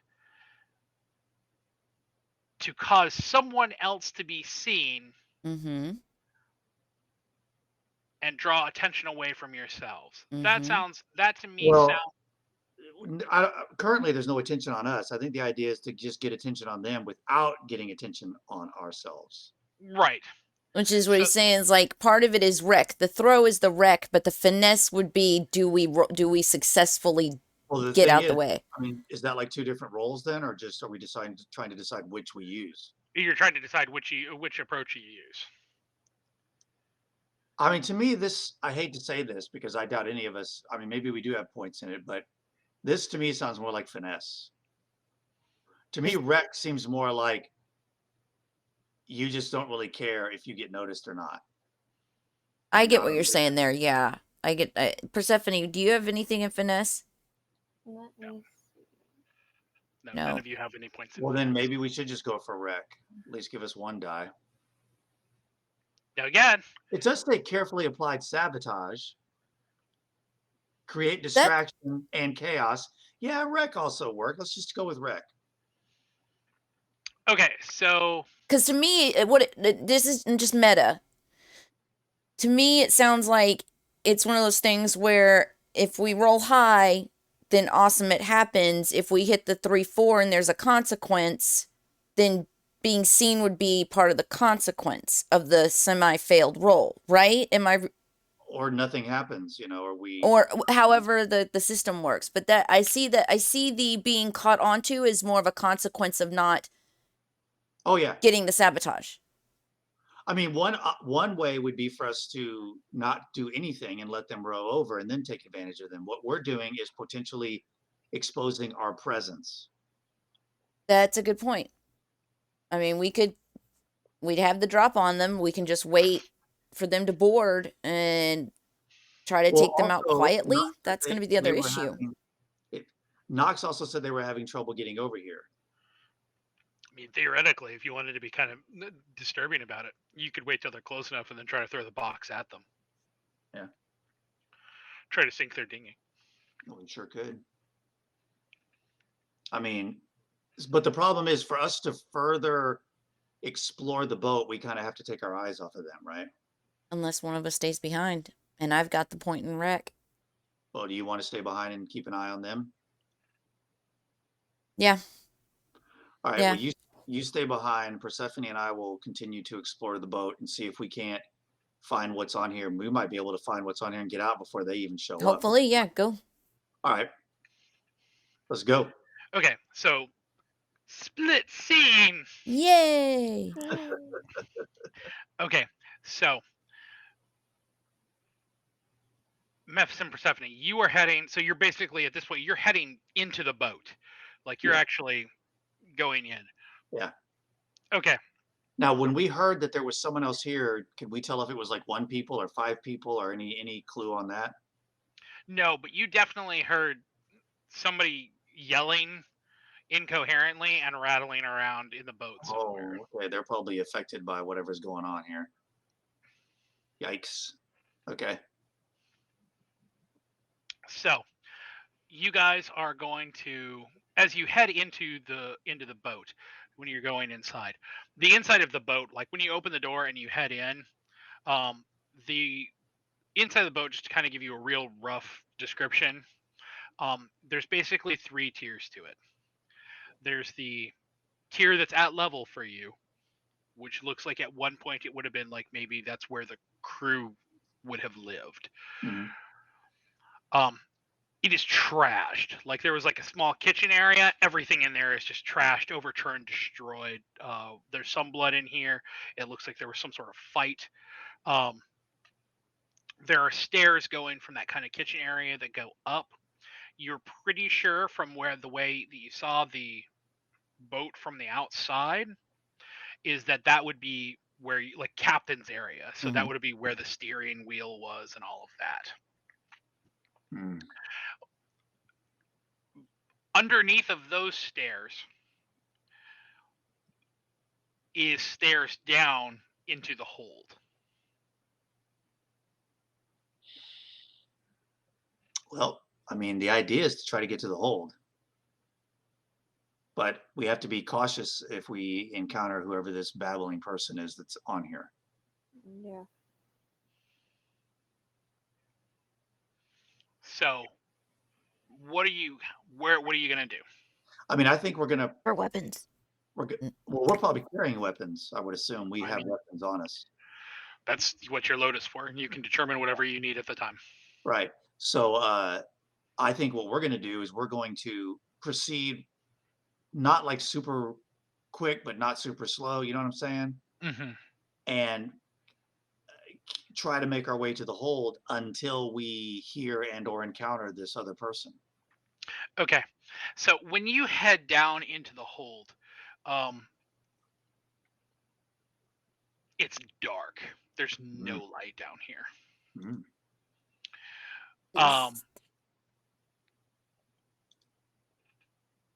So what are you going to do? Do Look on we your list. do we still hear this guy or this person or this whatever? Now from where you are, from what you can hear, this sounds like he sounds like he was above you. Oh, okay. Well, which one of us has a lantern?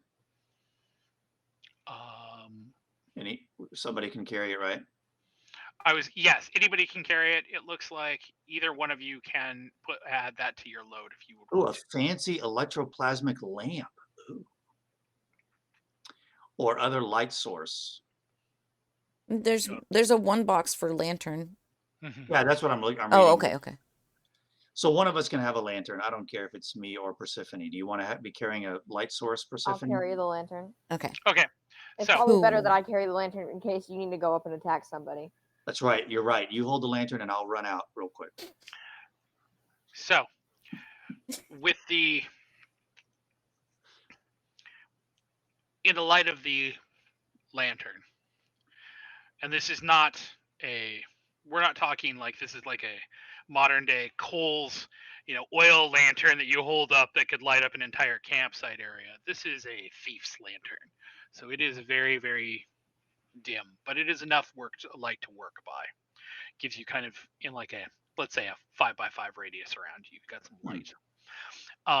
You figure out really quickly what smells so bad, which is there is the carcass of a leviathan down here.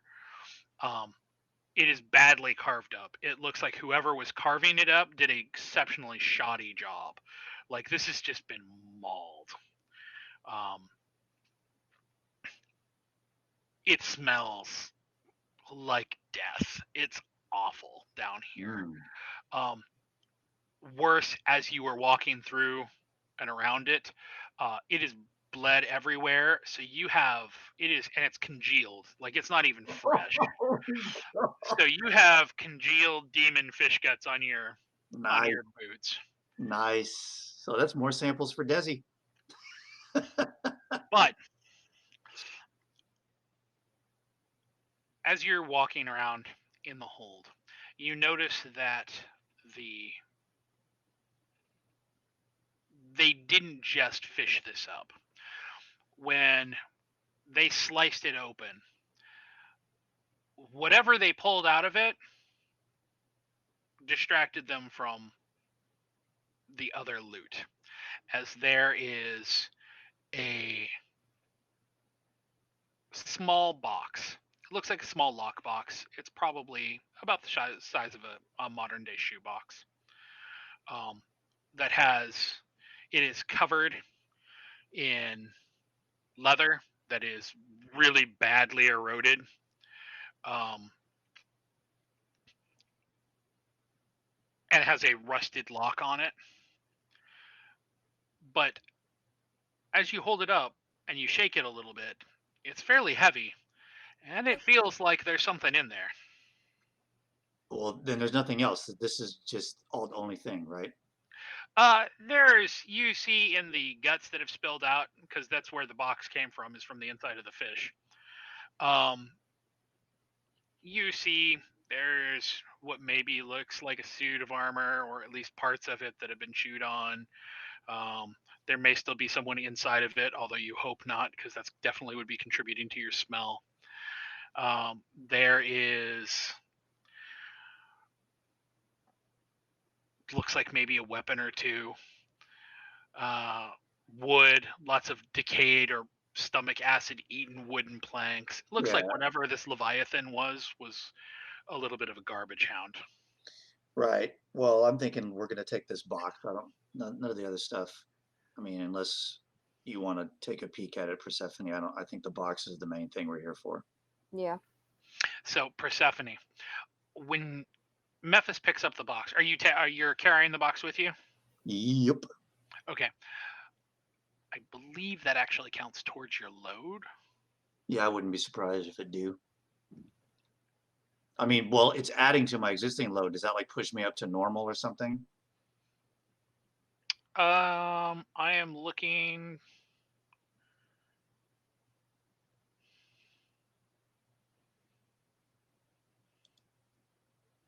It doesn't actually say on here, but I recall reading on that. One second, let me read real super quick here about coin.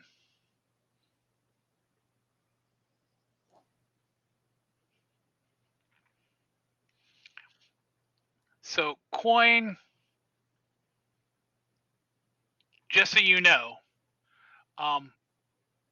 each individual can't carry more than about 4 coin. It's too heavy. We lose Scott? Memphis. Oh. I hope his like internet didn't drop out or something.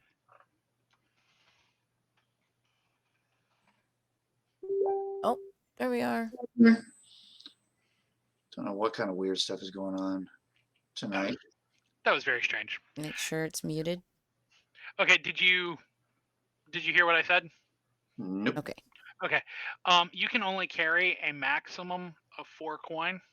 Otherwise, it's too heavy. You mean of like 4 coins worth of weight? Yeah. Okay. So monetary values. So a coin is defined as a full purse of silver pieces, a week's wages.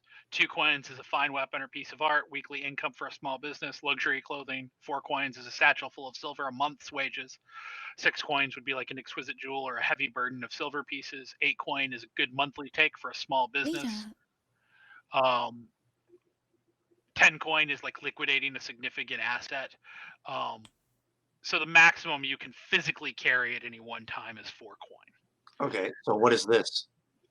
This box feels like maybe it's half or 3/4 that.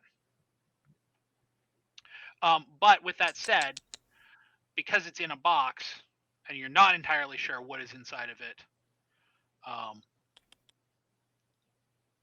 we will just count it as it's a box.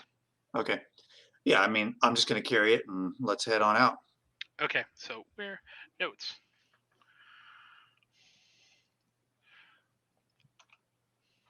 Box from Leviathan. Okay. It's funny that it actually looks like handwriting. So Persephone. The buzzing that you feel feels fainter. It doesn't feel stronger down here. Hey, leave the cards alone.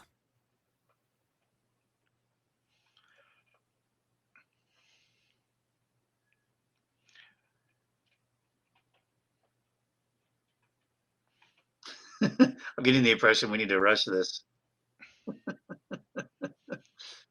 We're losing Persephone. So if it's feeling fainter down here, didn't they say that? I might be just misremembering this, but didn't they say that the person had the medal? Now, you haven't. That has not been said. Okay. But there is somebody that is in the captain's area. Yeah, because when you were in the kitchen, you could hear them from up above. So what if we head up to the captain's, like Yeah. near the captain's area, just near enough to see if like the vibrations get stronger, Yeah, I mean, we can. just to see. Okay. Okay, so you guys are going to now. Are you guys before we're gonna cut to Desi here in a second? But are you guys going to head upstairs? Like, are you guys going to try to sneak upstairs to see what's up there, or are you guys going to barge up there? Are you guys? How are you going to make that approach? Probably just sneak for now, since we're just trying to see if the vibrations get stronger. Yeah, we can. Yeah. There's no rush at this. Well, I mean, I guess there is kind of a rush, but Okay, so we will. So that is a prowl. Let's see. I'm no prowler. Neither am I. Okay, so I got one. Look at here, girl. but you're not here. Yeah, Persephone, I'm gonna go take this box out there and relieve Desi, and she can come prowl, and I'll watch out for. So okay. No, so, hey, I mean, you just don't have any points in Rick, so. Okay. Oh, I'll skirmish him to death. So here is the question. If you're going to try to prowl, how do you want to go about that? Do you want to? I'm not too. I mean, so we hear the guy babbling up in the captain's room, right? You definitely hear something going on upstairs. Yeah. My thing is, we'll make a try for it. If it doesn't work out, whatever. I'm not that concerned with. I mean, what do you think, Persephone? I mean, otherwise we can stress ourselves to try to actually sneak, or we just go with the default. So the alternative there is, if you are not trying to prowl your way up there, you could theoretically be like heading up there and attempting to be commanding, or heading up there. Yeah, I mean, I figured that would be once we get up there and assess the situation. I think we're talking about how we're going to approach it. I mean, it's worth at least taking the default try for prowl, because if we can see what's going on without also being seen, we have a better opportunity to assess the situation. Yeah. Ambush. Okay, so you're going to attempt to prowl up there, but you're not going to take any. You're not going to take any stress or anything. Well, I mean, Persephone can take some stress. Yeah, I'm fine with taking the stress. Okay, so so Persephone can take 1 stress or 2 stress to push herself, so that gives you 1 die. Now you can also, if Skot, if you want to assist and take 1 stress to give an additional die, Yeah. or okay, so you'll take 1 stress. Sure, why not? Okay. So you've got 2 die. Now you can also take a devil's bargain, Persephone, if you want to do that for a 3rd die. I think we'll just stick with the 2 die. That sound Okay. good? No, come here. Okay. So then Get off my sweater. prowl. Prowl. Position risky. Yep, is going to be risky and standard. And 1 bonus. and 2 die, because you have 0 die right now. So 2 die. It's asking bonus. Yeah, 2 bonus. Just put 2 because okay. your base is 0. Oh, okay. Of course. Shiza. Okay, Alright. so Y'all trip over each other, knocking down Yeah. everything in your way. so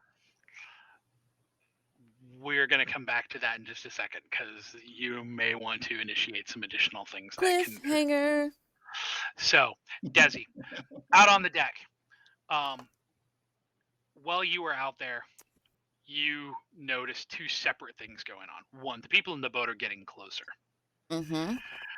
But you now have been standing up there watching that you have noticed that the blue coats that are standing closest to the boat,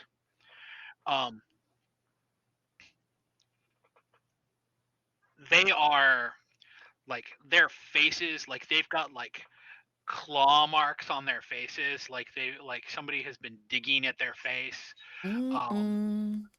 They're not standing correctly, like they're kind of hunched over and kind of lumbering, and their skin is a bit of a discoloration. Would Growth. I guess I'm not close enough to study. It says I can study a malady.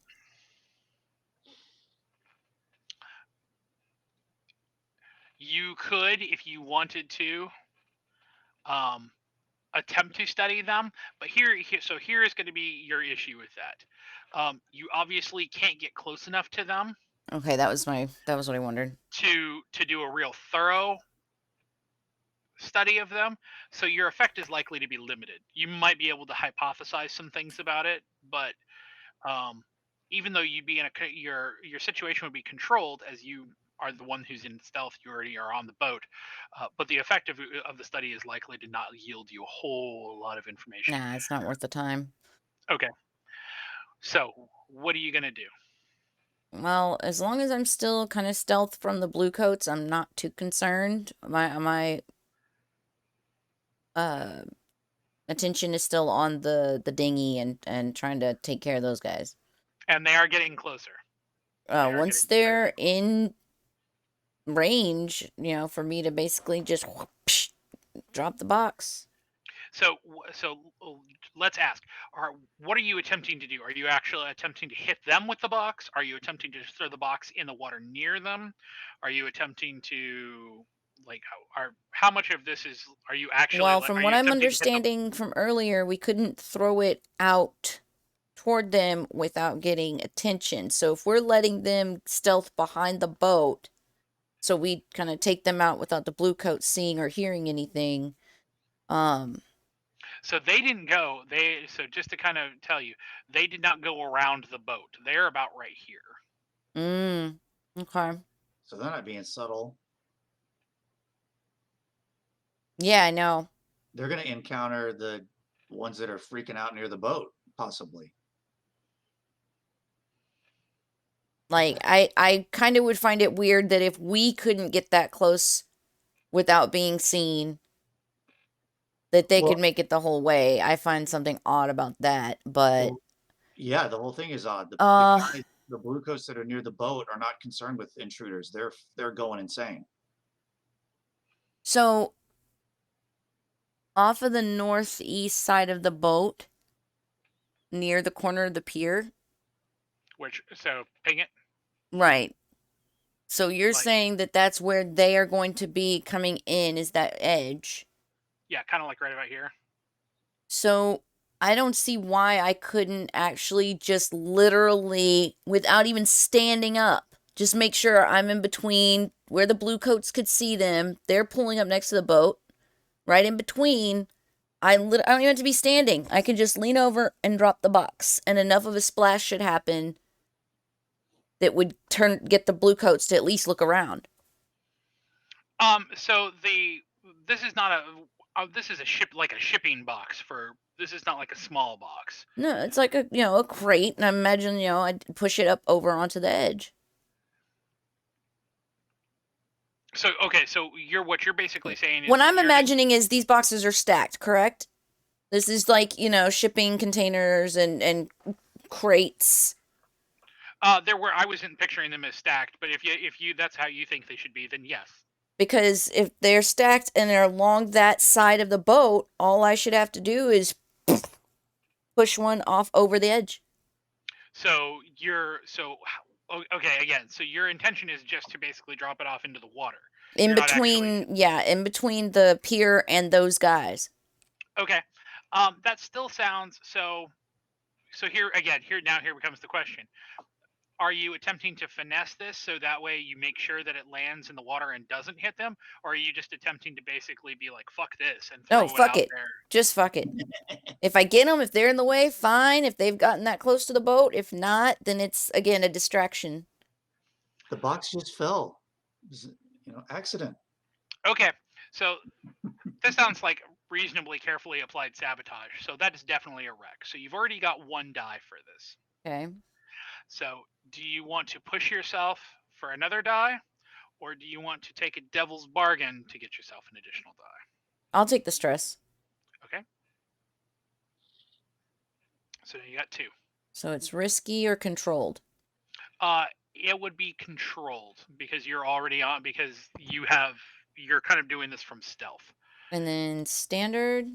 Yep. Okay. 2 bonus or one bonus? 1 bonus. Okay. Okay. So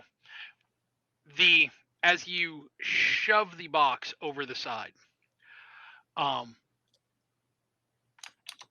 the box tumbles over into the water and halfway hits the boat, causing it to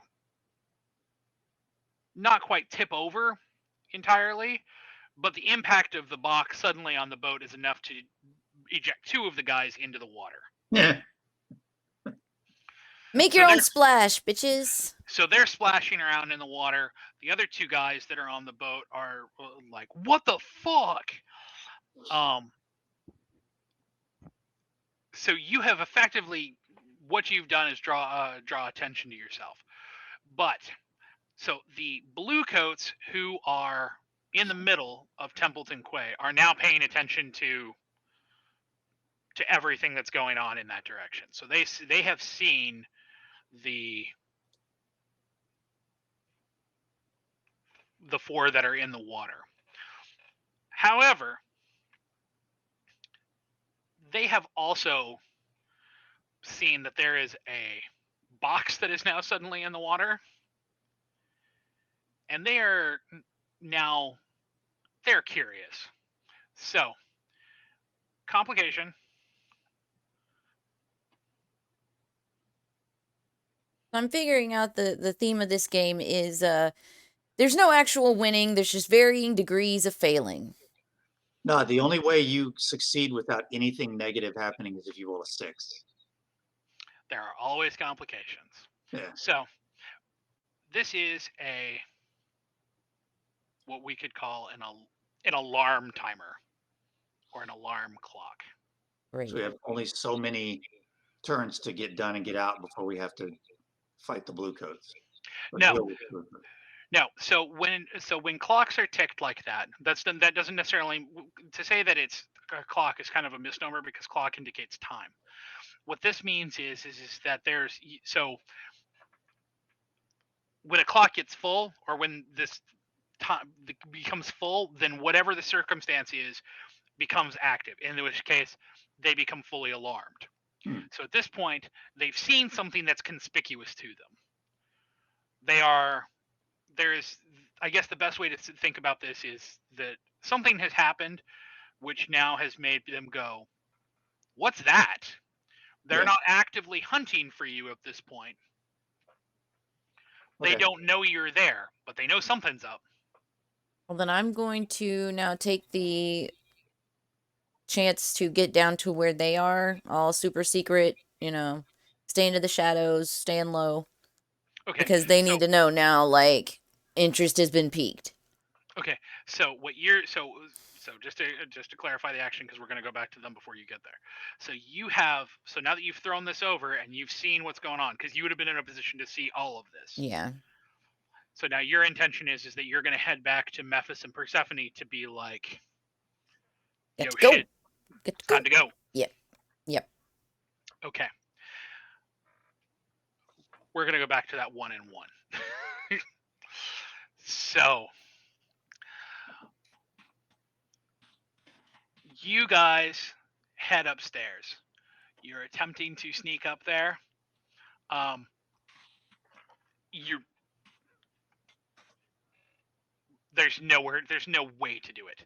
The hallway is narrow, the stairs are creaky, and when you get up there, what you find is there is a man. He looks like he was maybe Tychosian.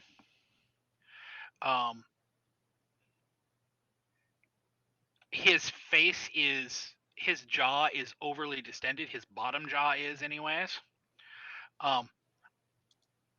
He is with one hand grasping on to what looks like maybe part of a crown. Maybe it's just like the first half or the first quarter of front of a crown is what he's holding on to. But it is like a gray metal, and where he's holding on to it, it's actually causing his skin to discolor. Like you can actually see like there's black veins coming away from wherever he's holding on to it with one hand. He also has, Run. in addition to this, with his other arm, his hand is gnarled. It's muscular. He was definitely on the, he did ship. He was a sailor for a living. But his other arm is very muscular, but it's kind of gnarled, which wouldn't be quite so disconcerting, except that he also has a third arm growing out of his shoulder now. Yay. Wonderful mutants. We're going to recruit this guy. And he's seen you. And he is not happy to have been disturbed.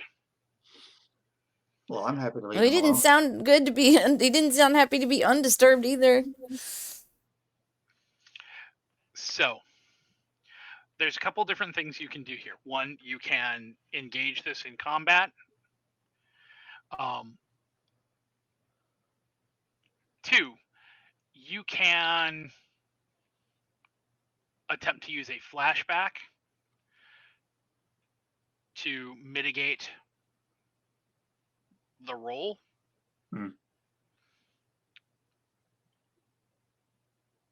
Or you can come up with this with a different setup for yourself. Did we lose Scott again?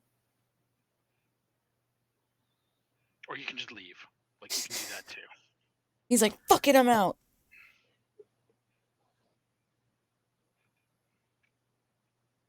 What are you thinking, Persephone? What would be your instinct? If you could think of a flashback that would help you in this scenario, something that happened in your past that could make this shift things for you. I'm trying to think. Okay. I don't know what's going on. I've never had these kind of problems, but I keep disconnecting for some reason. It's this guy. It's the artifact. He's fucking with you. With his third arm. So I only got the two options. I didn't hear the third. Or you can figure out another way of dealing with the circumstance. Go with flashback. I mean, but he sees you. He definitely knows you're there, and he's not happy about it. Yeah, so it's some mutated guy hanging onto a crown that's obviously super cursed. Is Persephone experiencing more of the issues now that we've gotten close to this guy in the crown?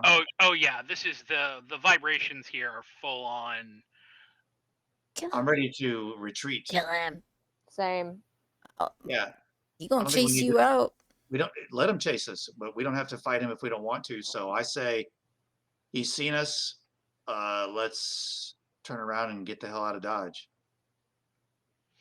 Okay, so you are going to so just to clarify, you're going to head basically back downstairs to the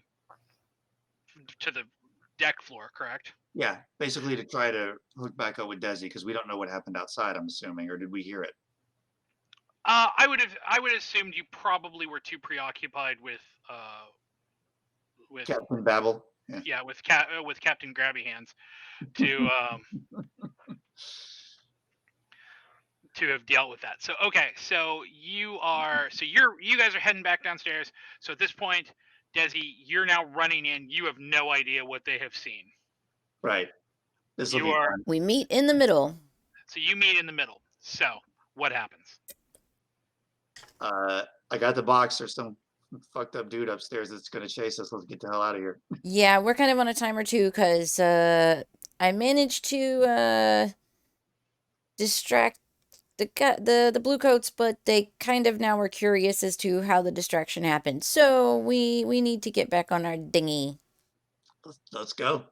Okay, so you guys. So I'm assuming at this point you guys are not attempting to stealth out of here. You guys are just attempting to Yeah, let's go. Yeah, to just run. scurry back BTFO. down to the dinghy. You know, there. Yeah, we just need to get to the dinghy and get out of here. So I'm going to say.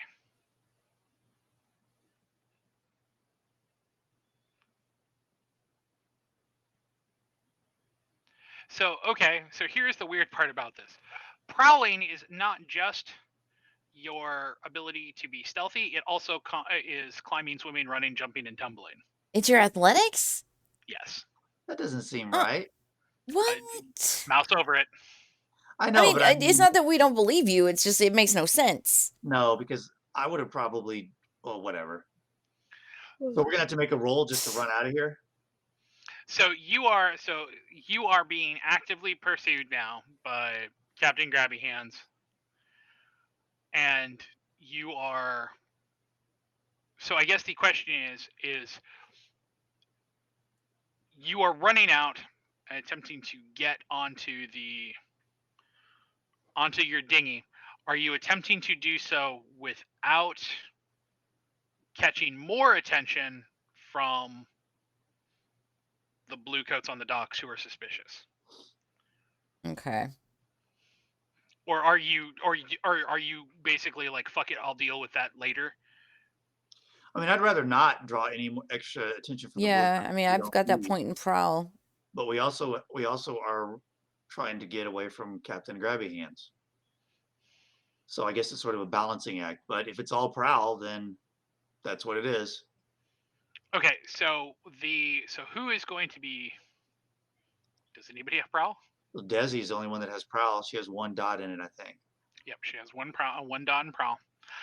So here, I guess here are your options as I see them, and of course, if you've got better ones, you could either attempt to dispatch Captain Grabby Hands as quietly as possible, and then determine what you want to do, if anything, about the artifact. You can just run away from Captain Grabby Hands, and consequences of being caught doing Benny Hill across the deck be damned. Or you could say fuck it and take out Captain Grabby Hands as loudly as possible, and then attempt to scurry away as they attempt to get on the boat and deal with the artifact. I mean, like I have a good points in skirmish, but that's going to attract attention if I just take them out. Right, but he makes the point that if we, still make the fuss of attempting to take him out and then run by the time the blue coats get there. Well, and here's the other thing about that. Skirmishing does not necessarily mean like pulling a pistol and shooting somebody. That's just close combat. And you're already in a building. Well, what I'm asking is, if I choose to engage Captain Grabby Hands with my skirmish, does that mean that it's going to be noticed, or is it possible? Are we going to have two separate roles, or how are we going to handle it? We're still down in the hold. We haven't made it up yet. So even trying to take him out down here would be quieter, right? We're just Well, you're getting not. like the regular deck right now. Because Yeah, we came up from the hold and then we went up toward the captain's area. Mm-hmm. He's up in the captain's area. We saw him and we ran back down and ran into you. So Okay, so we're back on like the regular level, but we're still inside the cabin. right. Mm-hmm. So is it just going to basically be on how well I roll or not if we get also noticed by the blue coats, or will that be a separate roll? So I guess here's the thing about that.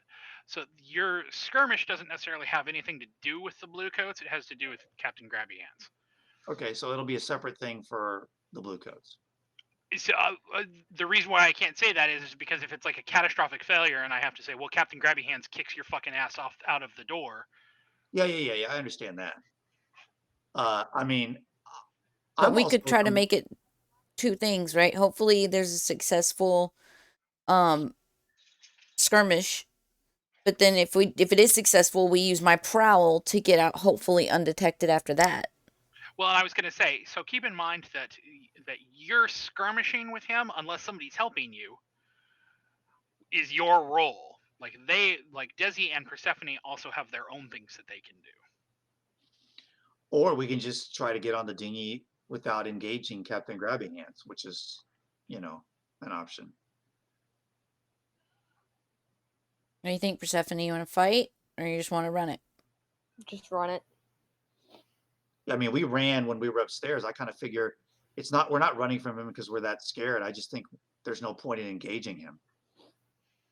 Well, that and don't want him touching you with all that shit. Ugh.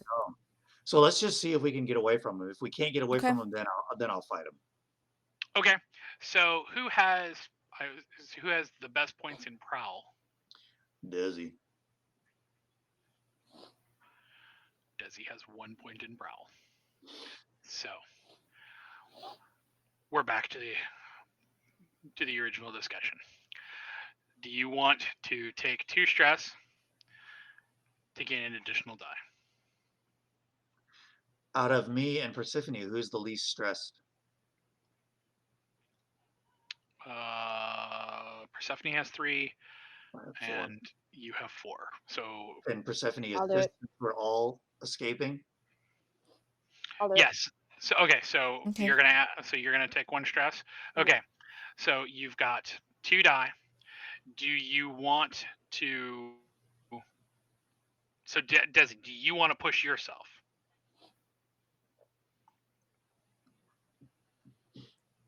We'll What's your try the stress level? 2.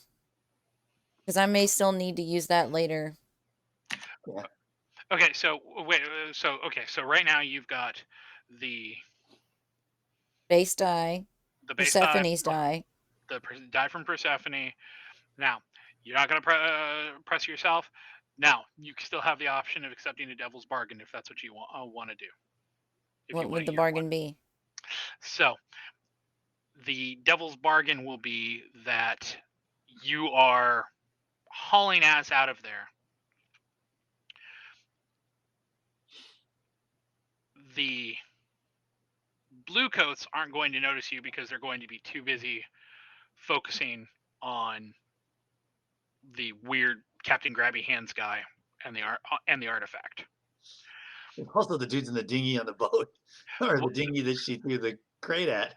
However, once you get outside and off, the guys who are in the water are going to probably see you as you're on your side of the dinghy going across. The guys that are in the water on the northeast side of the boat.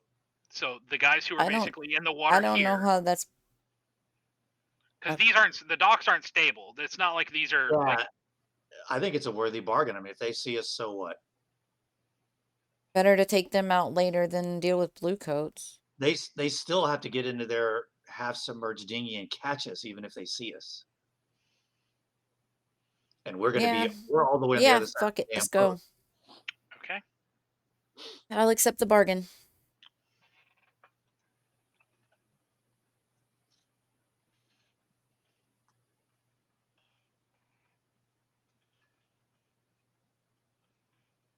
Okay. So that gives you. So you're now up to 3. So this was going to be risky. Position's Okay. going to be risky, and it's going to be standard. And you've got your 2 additional die.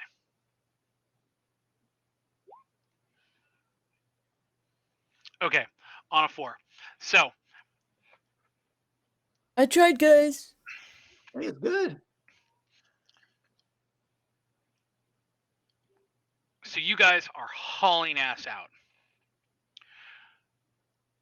You get to the end of the hallway, hairpin it, heading back towards the dinghy. As you were running away from the Mr. Captain Grabby Hands, you also hear a blue coat stop as you have been seen. So this is fully ticked now. Yay. The blue coats are also now aware of that there was somebody else on the boat. So you are in the dinghy back here now. They are coming basically up on, so now it has become Benny Hill, because now you're being chased by Captain Grabby Hands. Behind Captain Grabby Hands are now the blue coats that have bypassed their friends and are back here somewhere running up. And of course, you've also got these guys staring at you. So what are you guys? I still don't understand the physics of how they can see through a boat. Maybe they're seeing over the boat. It's just a tugboat. Well, when you go, I'm assuming you are going to swim back to the dock. We're going to use the dinghy. Assuming you're going to row over in the dinghy, they're going to be able to see you. Yeah, I mean, we might want to swim in the muck, guys. At least then we can. We don't have to stop at the Fish Gut Quay either. I mean, they don't have boats. The blue coats don't have boats. Let's just row until we're in the clear. So you're thinking that you're going to actually row like down towards like the docks at Moray Place? Yeah, something like that. We might as well. I mean, if we get off at Fish Gut Quay, the blue coats can just run down Templeton Quay, down Benthic Way, and cut us off if we're not fast enough. But if we disappear into the night rowing a boat, they may not. I mean, we could even keep going south if we want to, or we could go to the other side. But my question is, if they have seen us, is this enough? Is it close enough to identify us later, or are they just seeing 3 people passing? So worth mentioning is this is how heat and rep works. Mm-hmm. So that crew, whoever they are, they're going to have basically seen 3 people running across. So now at this point, now you're probably going to have people out there who are asking questions. Who else was on the dock? What was going on? How did they get to the score before we did? Yeah. I mean, that kind of stuff's unavoidable. Yeah, I mean, that's fine. I just was worried that we were going to basically have wanted posters everywhere. So if that's fine, that's fine. Let's go. We'll just rowboat that shit out into the darkness. Yeah, let's turn south and head for home. Yeah, we can go south. We can go west. We don't have to go back to the Fish Gut dock. Mm-mm. Okay. So you're actually wanting to head across and head to that whatever landmass is over there. I don't know. I mean, what I'm kind of, because I can't really see it. I don't really know what it is, but my idea is it's nighttime. I don't know how much light is out there, but it's dark. Guys, it's very dark. I say we oh shit, you moved the map. Instead of this, our only option is not to go back to, we could go all the way down to the tip, whatever that. Yeah, you'd be heading into Silk Shore. We could head down to Silk Shore. Just another idea. We could hook into, I think it was Devil's Bay. You switched up the map, I can't see now. But if we wanted to swim through the channel, hook into Devil's Bay and hide out there, we could still return the boat when the heat dies down and then make our way back. Yeah, I mean, we could, or we could just say, hey, thanks for the nice new boat and row home. I I mean, who gives a crap if we return their boat or not? Okay. I don't care about returning some fisherman's dinghy to him. Not especially not when it means I have to put myself at risk of possibly tangling with bluecoats. I was just trying to walk the line of both things. How do we stay away from them, but also return this object? But if you don't care, We're fine. criminals. It We're also criminals. seemed kind of suspicious that there was blood on it when they said that he just had a fall. So Yeah, those fishermen aren't on the up and up. That's true. He did probably not whack. Like he probably got that guy whacked, and Yeah. then like. Yeah. Okay, He fine. My yeah. conscience is clear. Let's go. We're criminals. Criminals Okay, can have conscience. Jeez, come on. Yeah, but not this one. And if you want to, if you want to stay in the crew, Oh, we threatening now. We threatening now. What's up? okay. So I mean, I don't care. I don't care. But Persephone had a problem with it. so you're going to. So how are you going to head away from the boat? I mean, can you? I know we just went back and forth, but could you take us back to the big map, please, sir? I can indeed. I'm thinking that we just head to the tip of Silk Shore and just follow the coast there until we're far enough south and hopefully out of anybody's attention. Then we can Actually, we could basically take that home. Yeah, we can then cut across the Cheshire Bridge. Yeah, take us home.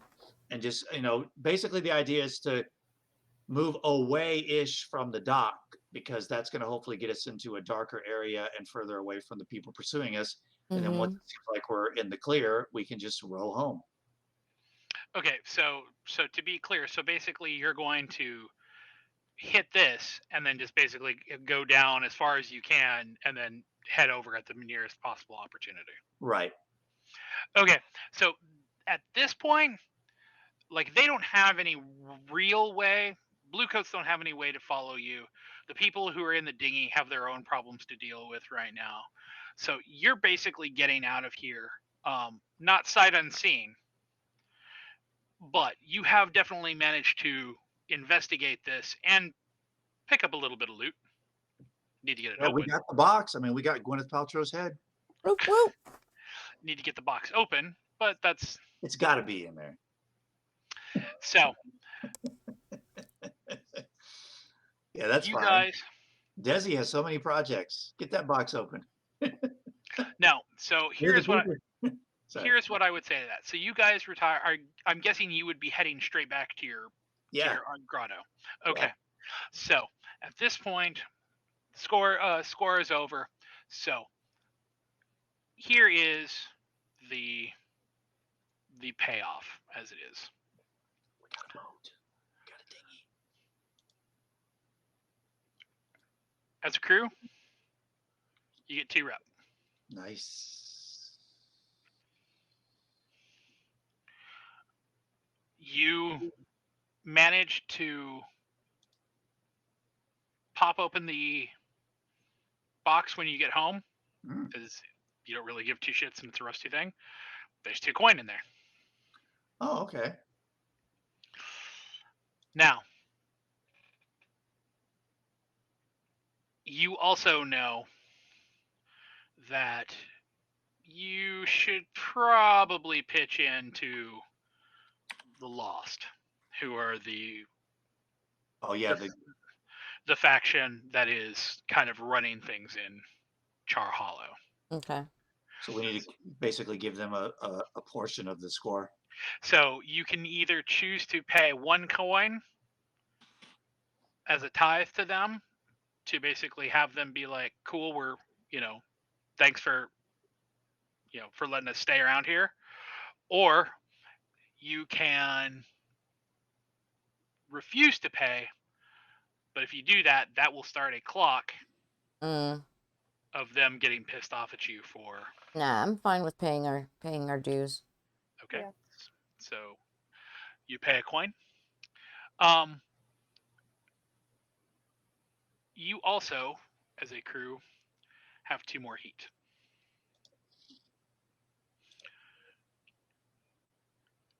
So you guys made some money. You got some rep under your belt. you're also a little bit more wanted than you were before. Hmm. Now, you also have a little bit of an entanglement you're going to have to deal with. So somebody needs to roll a 1d6. Go for it, Since Stephanie. that doesn't appear to actually be something there's not an actual button for, which is really fucking weird, but what the fuck ever. You just click the one thing. You don't click the two, you just click the main thing. Mm-hmm. Okay, so on a 1,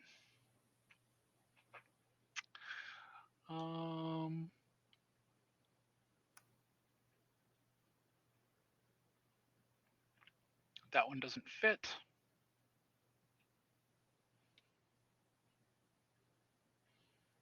So, usual suspects. Bluecoats grab somebody in the periphery of your crew for questioning because they're looking for you. Oops. So, I'll ask you guys this: which of who in your purveyors might they question about you? Which one of your friends do you think that they would try to lean on, trying to get some information about you guys? Well, definitely not Satara. Yeah, I was gonna say the demon's probably out. Oh, does it have to be a friend, or can From it our be like list of our clever vice? friends. Can it be like our vice purveyor? Mm-hmm. Yeah, I would assume it, because my contact is one of the blue coats. I've got a couple of good avenues, I think, guys. Because one is a psychonaut. He's a drughead. It doesn't matter if they fucking question him.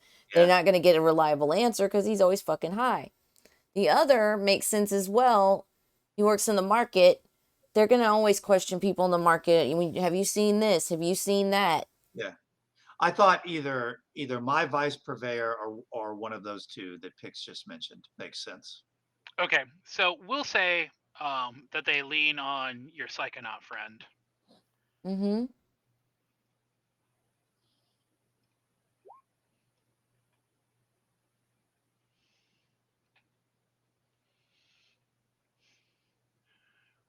And he doesn't give you up, but he also doesn't not give away the farm a little bit. To whoop somebody's ass. So your heat, Loyal to the crew, bitch. Your heat goes up another 2. Damn. Ooh, God. Just on the hearsay of a market. So, time for your downtime. So, Desi, you've got a couple different things that you can do. Mm-hmm.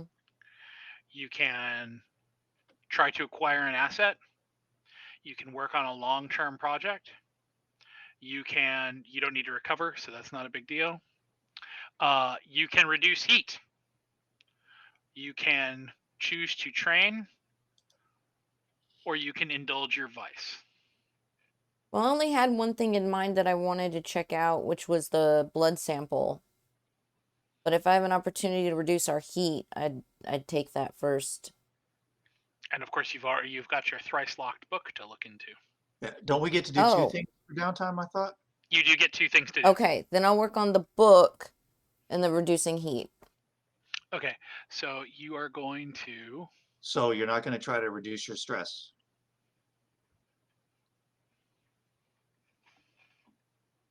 I mean, unless somebody else... We all have stress at this point. If we're going to get anything done. If you don't reduce stress, it's still there when you start the next session, right, Knox? Correct. So what I'm thinking we should do is, you both have projects. We all have stress. I don't have a project. So I was planning to reduce my stress and try to reduce heat. I don't know if I can reduce heat by myself, though. But I mean, I can at least make an attempt because I don't have a project. No, that's a good plan. So Desi, you're going to... So just to clarify, you're going to work on the book and you're going to indulge your vice to reduce your stress, correct? Yep. Okay. So I hit indulge vice. So first, we're going to work on your project. Okay. So roll a 1d6. Eee. Okay. Let's roll a damn night. Could use that on the boat. That is enough to fill 2 Nice. ticks on the book. You at this point now have 2 of the locks undone, and you're just working on the last one. Okay. The other one, you said you were going to indulge your vice, correct? Okay. So there's a button for that somewhere, isn't there? Mm-hmm. Yeah, it's just to the right, Says bonus underneath die. the line of your vice purveyor. Okay. So the question is, when you do this, according to this, you actually have to specify how you indulge in your vice. So basically, you use the rolls. So if you are going to go to the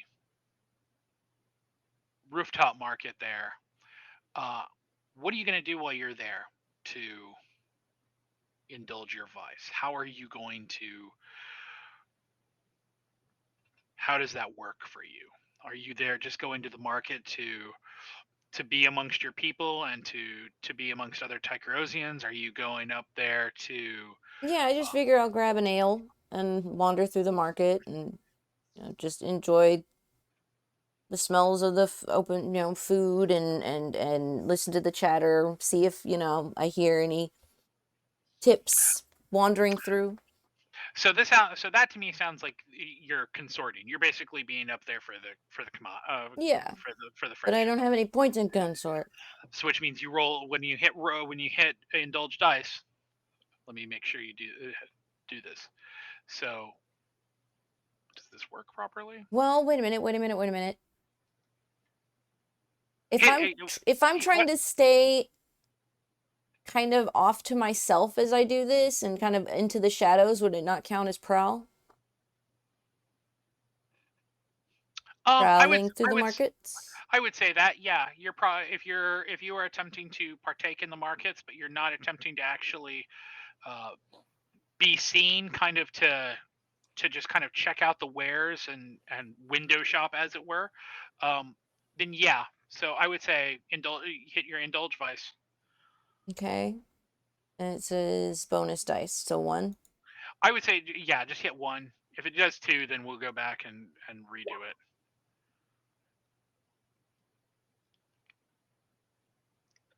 Okay. So we'll say, yeah, 4. So, oh no, you want to redo that? Reroll it, because if you at this point you'll have overindulged. Oh, so just do 0 dice? Yeah, just do the 0 dice. Okay, you reduce your stress by 1. Okay. How would that have worked without using the point and prowl? Oh, because when you roll indulge vice, it uses 1. If you're doing it with, because according to the notes that I have here, if you're doing it with a skill, specify how you indulge and which purveyor of vice you use, then it acts like an action. I guess if you're theoretically, like, if your stress is completely full, then it might make sense to want to do it in such a way as to attempt to get a better roll to reduce your stress more. Okay. Okay, well, I guess I'm done. Okay. Mephis. Mm-hmm. What are you? You said you were going to attempt to do what? I'm going to also indulge my vice and then try to reduce our heat. Okay. So, how do you indulge your vice? Oh, you like to go get fucked up. Yeah, I just go to the smoke shop and just smoke myself into oblivion. All right. So we're actually going to make this a situation where I'll put this as an option for you. You can do both at the same time. Theoretically, you could invite Jaren, your Hmm. blue coat activist, with you to the smoke shop and schmooze with him while you're getting high, attempting to convince. No, of course I wouldn't do something like that. Or you can do them as two separate roles in the event that you fuck up. But keep in mind that if you're doing them both at the same time and you fuck up, then that's Yeah, but like for Indulge Vice, I'm just looking for a role that's good but not too great. right. I don't even know what the mechanic is behind. Let's just do them separately since it's the first time we've done reducing heat as a, Okay. as a Yeah. downtime thing. Okay. So you're going to. I'm assuming you're going to go there and consort with the people who are there to basically go there and get high, or are you going there to do something else? I'm just gonna go there and do my thing. I don't feel like I need to overdo it or anything like that. So I'm just gonna go there and get my normal whatever and go to my little area and smoke away. Okay. Then just roll the one die. Oh, going too You far. get Damn, fucked up. son of a poop. Okay. So I will again let you choose from the 4 Oh, options. what if I do tapped? How do I find a new source for my vice? Then you need to find. Then that becomes a something you have to search for. That becomes a project to find a new purveyor. A project. So that means I'm gonna have multiple sessions where I can't reduce my stress. Or if you can find, if you good on your rolls, you can search for somebody and find it. Okay, so it's gonna be basically just like a roll. Yeah. I mean, I'm kind of curious to try that one just for the hell of it. Okay, so you're gonna get cut. So Yeah, let's see what happens. That seems like that could be fun. okay, so uh,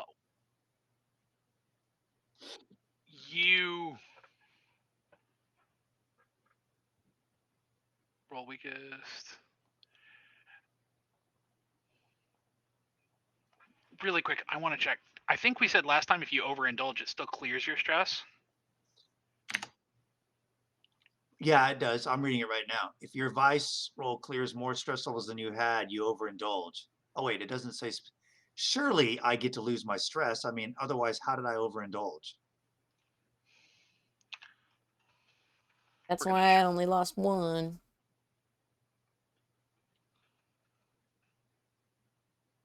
It says when you vice roll, you clear stress equal to your highest die result. Yeah, it didn't. So I get rid of all my stress, but I went too far. Right. Mm-hmm. So I have to find. I don't know if we do it now or next session or whatever, but I need to try to find a new purveyor at some point. We'll do it next session. That So sounds like that makes sense. So now, how do we try to remove heat? oh, second notes.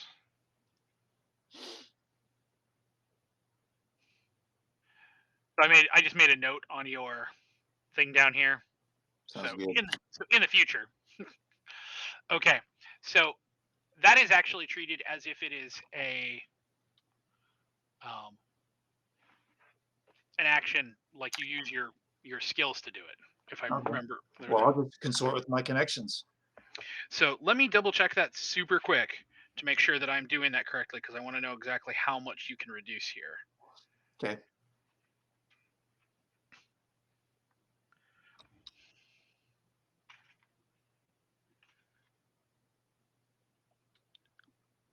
Critical. Okay. So yeah. So you just roll. So you're trying to reduce your heat. You go to your blue coat guy, and I'm guessing you said you were going to consort with him. Yeah.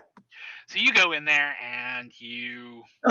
It says right here, maybe you consort with your friend who's a blue coat, and they arrange for a few incriminating watch reports to disappear.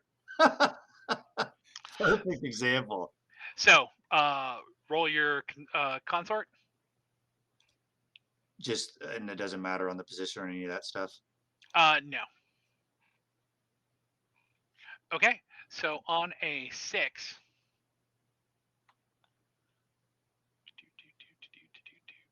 Since you actually got a critical or a success, What would be a critical? if you got 2 6s. So this reduces 3, looks like. Not bad. According to, yeah. So you reduce the heat by 3. So you're down to 2 heat. We had 5 heat from that? Yeah. Because we got one from the first session. Oh, that's right. I forgot about that. Well, because you got 1 from the first session, 2 for that, and then 2 because the cops leaned on. Yeah. On the Homeboy. psychonaut. Yeah. Well, I'm gonna whoop his ass too. Persephone. Don't narc on the family. You were going to indulge your vice and work on your project. Yes. Okay. So for the stress, roll indulge vice.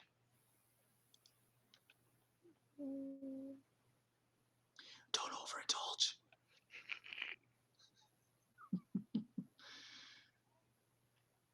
That seems to be pretty common. We had an overindulge last time too. Mm-hmm.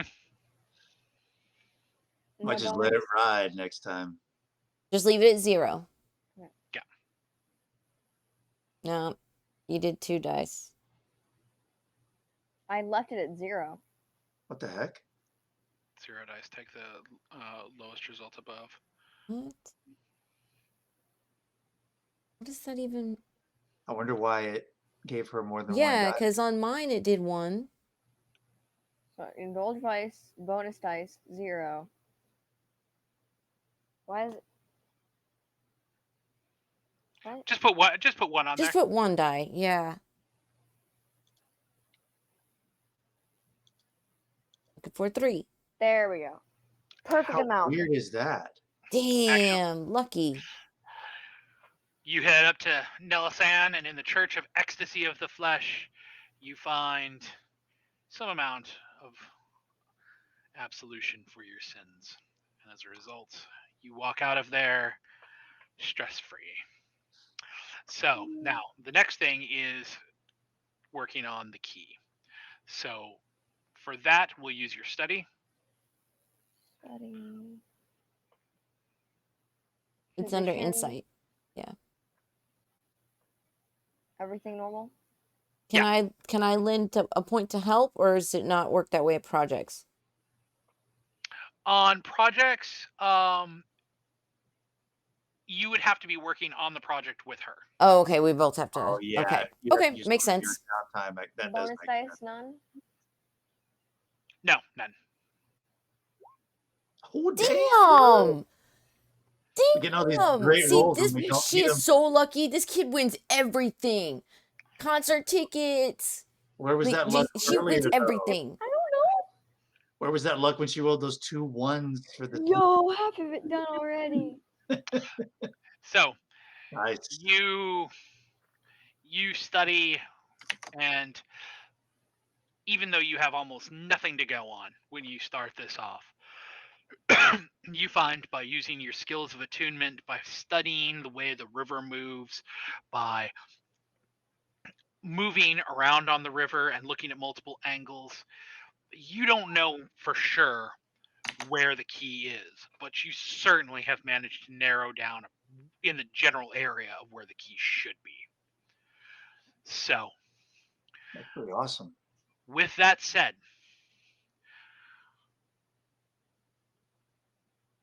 our score and our session for this evening have concluded. Nice. Fantastic. It will be interesting to see what the total amount of repercussions are from the events of the evening. I'm excited. Thank you all for joining me for this session of Blades in the Dark. Thank you. And we, yeah, again, thank Nox. Oh, what did we forget? We didn't do a deal out XP. Yeah. XP. Yeah, where's my 12 XP for that, yo? Right. So, where? Oh, XP. Well, while Nox is handling that, I want to thank everybody for being here with us. And remember, we've got Monday nights, Vampire the Masquerade, 5:30 p.m., same time.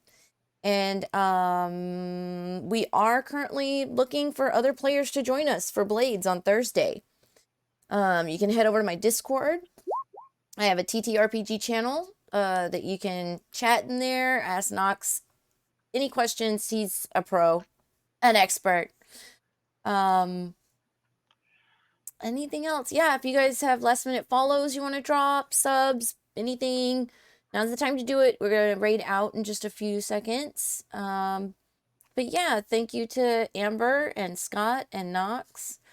We have a fantastic time hanging out with you guys. Anything anybody wants to plug real quick? Not yet. Yeah, Soon, but not yet. you adjusted it. That counts. So XP is awarded. I'm going down. It looks like yes, everybody has gotten 1 XP. Yay. Okie dokie. Ooh, awesome. Well, thanks, guys. Please stick around. We'll get you rated over and have a great night. I'll see you guys tomorrow for Jackbox Games on the Couch. Take care, everybody. Good night. Bye.